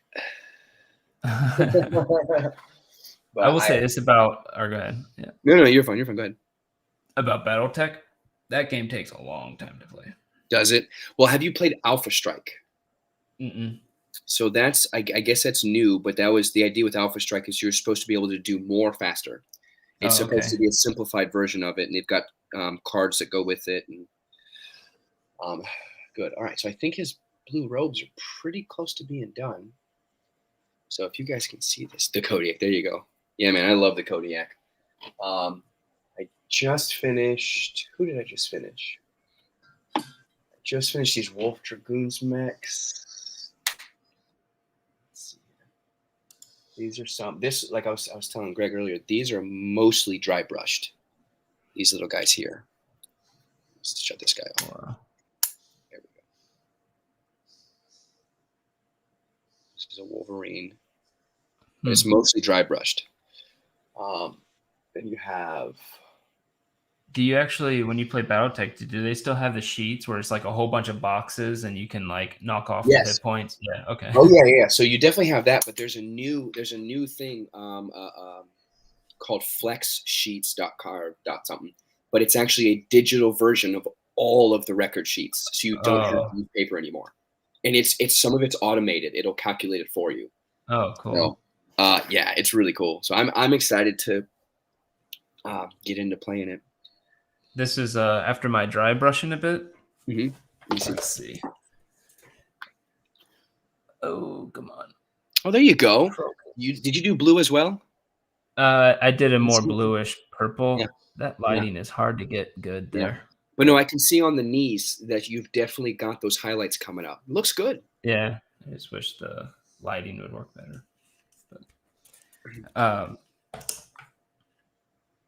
the one thing I'll say is the dry brushing, or the fact that the dry brush on the robe is popping out the highlights. Yeah. It's hiding the black trim a bit. It's almost like I need to do highlights on the black trim, but I don't know how to do highlights on black.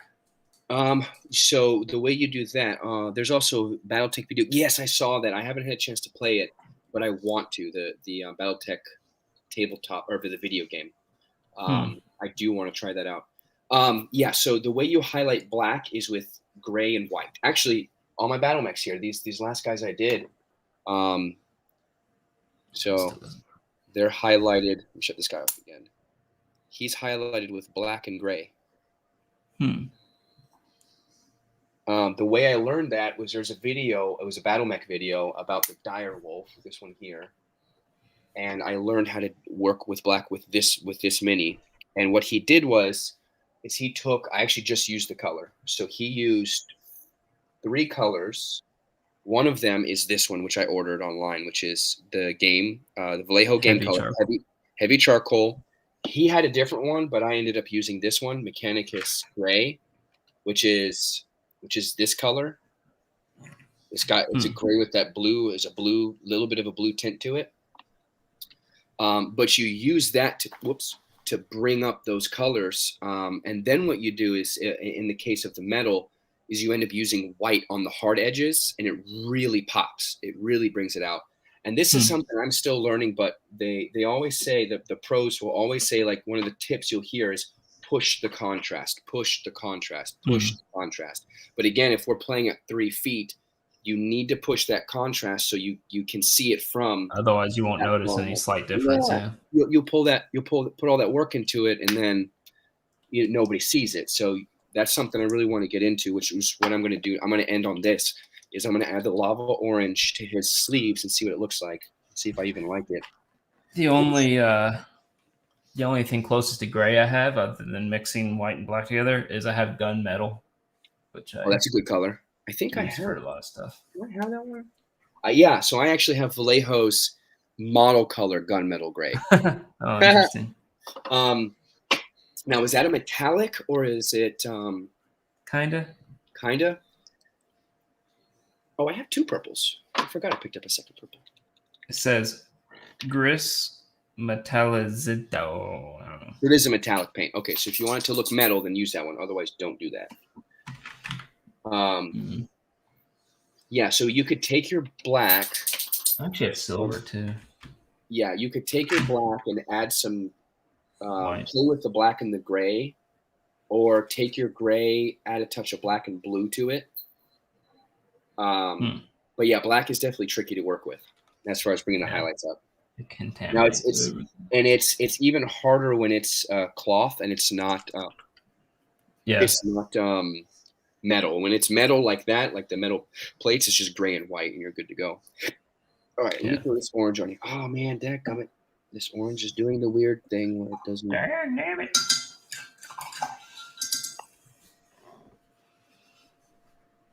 Dadgummit. Yeah, it's not doing what I want it to. That mech is awesome. Yeah. That's funny because the mech I showed is called the Awesome. Why he's saying that, I think. Oh, that's that way he's doing it. I think so. I think if he knows Battle Mech or BattleTech like I think he does, then yeah, that's an Awesome. Yeah, I didn't know anything about BattleTech.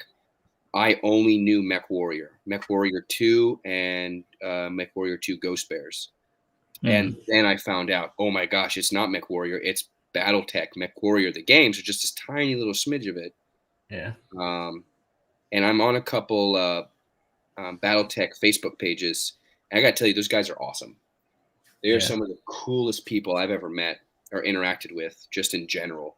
Really helpful when it comes to painting, when it comes to the information on the source material. Just super available to answer your questions. And the page, I will say this, the page does a good job of keeping it BattleTech related. They don't go crazy on these terrible rants and tirades on current events and politics. They kind of keep it. Yeah, that's pretty rare. Yeah. But here, so I don't know if you guys can see this. This orange, it's just, you can see it's just coming out real splotchy. Yeah. It just looks awful. Yeah, this is where you want to give up and stop painting Yes. forever.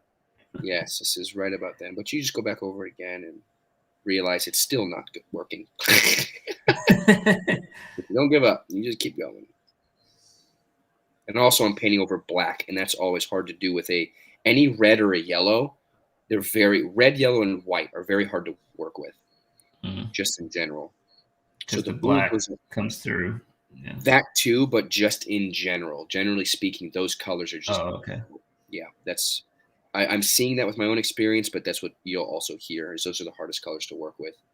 I'm not sure why, but I'm actually finding that when it comes to white, it really looks best if you don't mix it too much. Oh, fair enough. Like on this guy particularly, I tried to do some type of blending for his white parts, and it just did not work out. And finally, I just painted it white. I'm like, it looks pretty good. It looks fun. Yeah. It could also because it's Christmas, and the white usually we need to pop on stuff, I guess. Yeah, it needs to come out more. Yeah. Yeah. All right, let's start to get this orange to stick. Dadgummit. Damn it. I am from Polk County, Florida. My favorite people to role play are old men. I don't know why. So much fun. Granddad here's gonna teach you something. Yeah, so you can see that contrast between the blue and the orange should start coming out real nice. Yeah. Blue and orange is definitely complement each other. Yeah, so I'll put that in I think 3 places and then try some other colors, but I'm gonna wrap up here in a moment. I'm gonna do this other cuff and then I'm gonna let you guys go. Yeah. I'm probably gonna play Pathfinder tonight.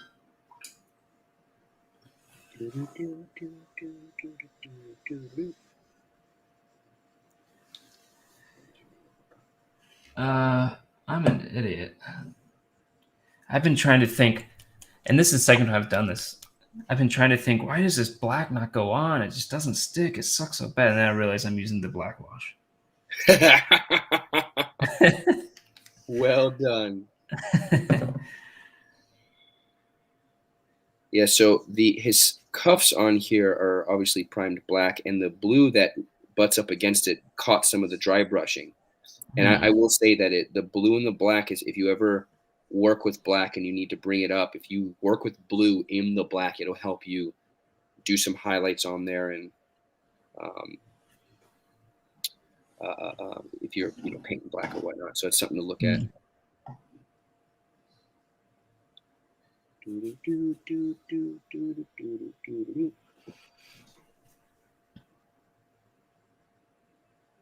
I just introduced all the players on the D&D stream to a Snap camera.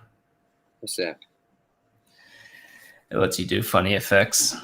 Oh, very cool.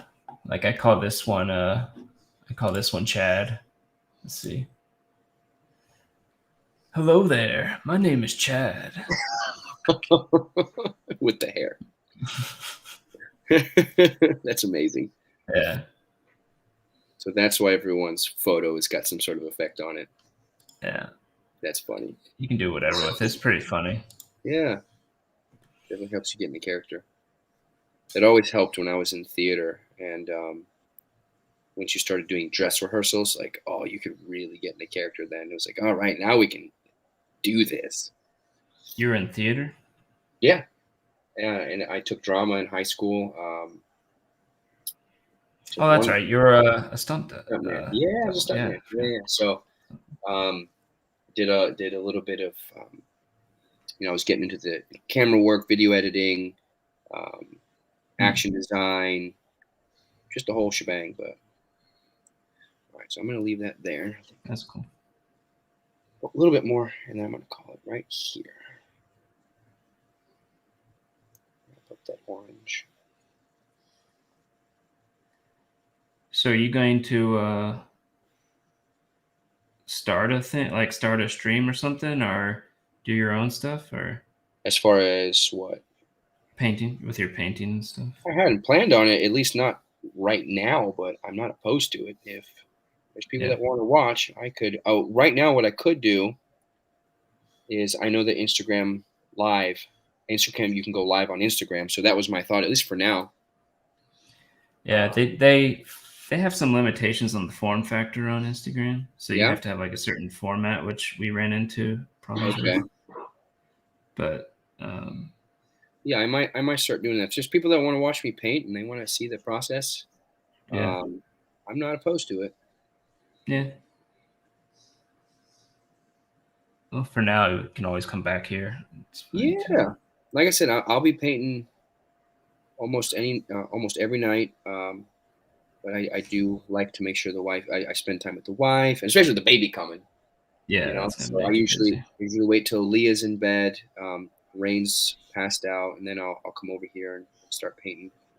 Because that's one thing I like to keep in check, is that this is just a hobby. It is just for fun. It doesn't pay the bills. It doesn't necessarily bless my wife if I'm painting. But you know, so if those things are in place and everything's taken care of, and I can come over here and relax and paint, yeah, sure. You know, oh man, this is just messy. It's coming like a little mud. Yeah, most of my time goes into my day job, of course, but also preparing for DMing. Paints and stuff, yeah. Yeah, my boss ran apparently a 9-hour D&D campaign for Christmas. They had family in town, and they weren't going to do it for 9 hours, and then it ended up going for 9 hours. So that's pretty cool. Cool. All right. Well, that's going to be where I pause for tonight. Got the base. So that's pretty cool. You got paint almost on everything. I suppose. Oh, not the almost. boots. Yeah, not the details in his legs yet, but I'm probably gonna. He's got a little spot here where I'm gonna match that orange there, and that was something else that was explained, was that you want your colors. You know, if you've got a color up top, you're gonna want to balance it with the same color on the bottom half of your mini somehow, so they all kind of blend together. So I'll post this. I'll post you'll see it in my light box. So I'll post it to my Instagram. Let me see this. Oh, I love those highlights. Dude, the face looks better. Yeah, The shadow. The shadow looks a lot more subtle. I would the outsides here, I would start bringing them in a little bit. But I can definitely see you worked on it. That's for sure. Yeah, so, it still looks like giant eye sockets. You're right. It's just going to keep getting better and better. So, all right, man. Well, that's it for me. Thanks for having me on. No problem. Anytime. We can make it a regular thing if it ends up going okay. Sure. So for me, if you guys are going to end up watching us, I'll be on baby shift, so I may end up hopping off and taking care of the little one, because Monday's our planned due date for the little one. So, but yeah, we'll play it by ear. Yeah, sounds good. But yeah, I appreciate you bringing me on. I get to meet all you cool people. That was awesome. Yeah. And if we make it a regular thing, we can actually plan for it more. And we actually put out some notifications, like a days early and stuff like that. So it brings more people usually. But yeah, we'll play it by ear, like we said. So yeah, sounds awesome. Good. I've got a ton of minis that are lined up to paint. I could paint for months. I've got 7. So 1, 2, 3, 4, 5, 6. Yeah, 7 of the 9. Sorry, I counted that wrong. 6 of the 9 fellowship members from Lord of the Rings. I've got Battletech. Oh, my boss got me this guy for Christmas. Oh, well, and that's pewter, right? That's metal? I have no. This is that's resin. Okay. Yeah. So I'm super excited to paint this guy. Wow. He's going to be a project. Resin is insane. And then more Battletech minis and the super big Dane. I've got all these toad creatures, and then there's just like hyena creatures. So I've got tons to paint until I pick up another commission. So but the baby name, it's going to be Atali, Atal, I think and it means the Lord is exalted. So it's a Hebrew name. Oh, Hebrew name, yeah. But so we'll stay in contact, of course, and we'll go from there. Awesome. Okay. Well, thanks everybody for watching. We are gonna kick it off real quick, and I'll play an outro that will make no sense because I have no painting outros. So We'll make 'em. here we go.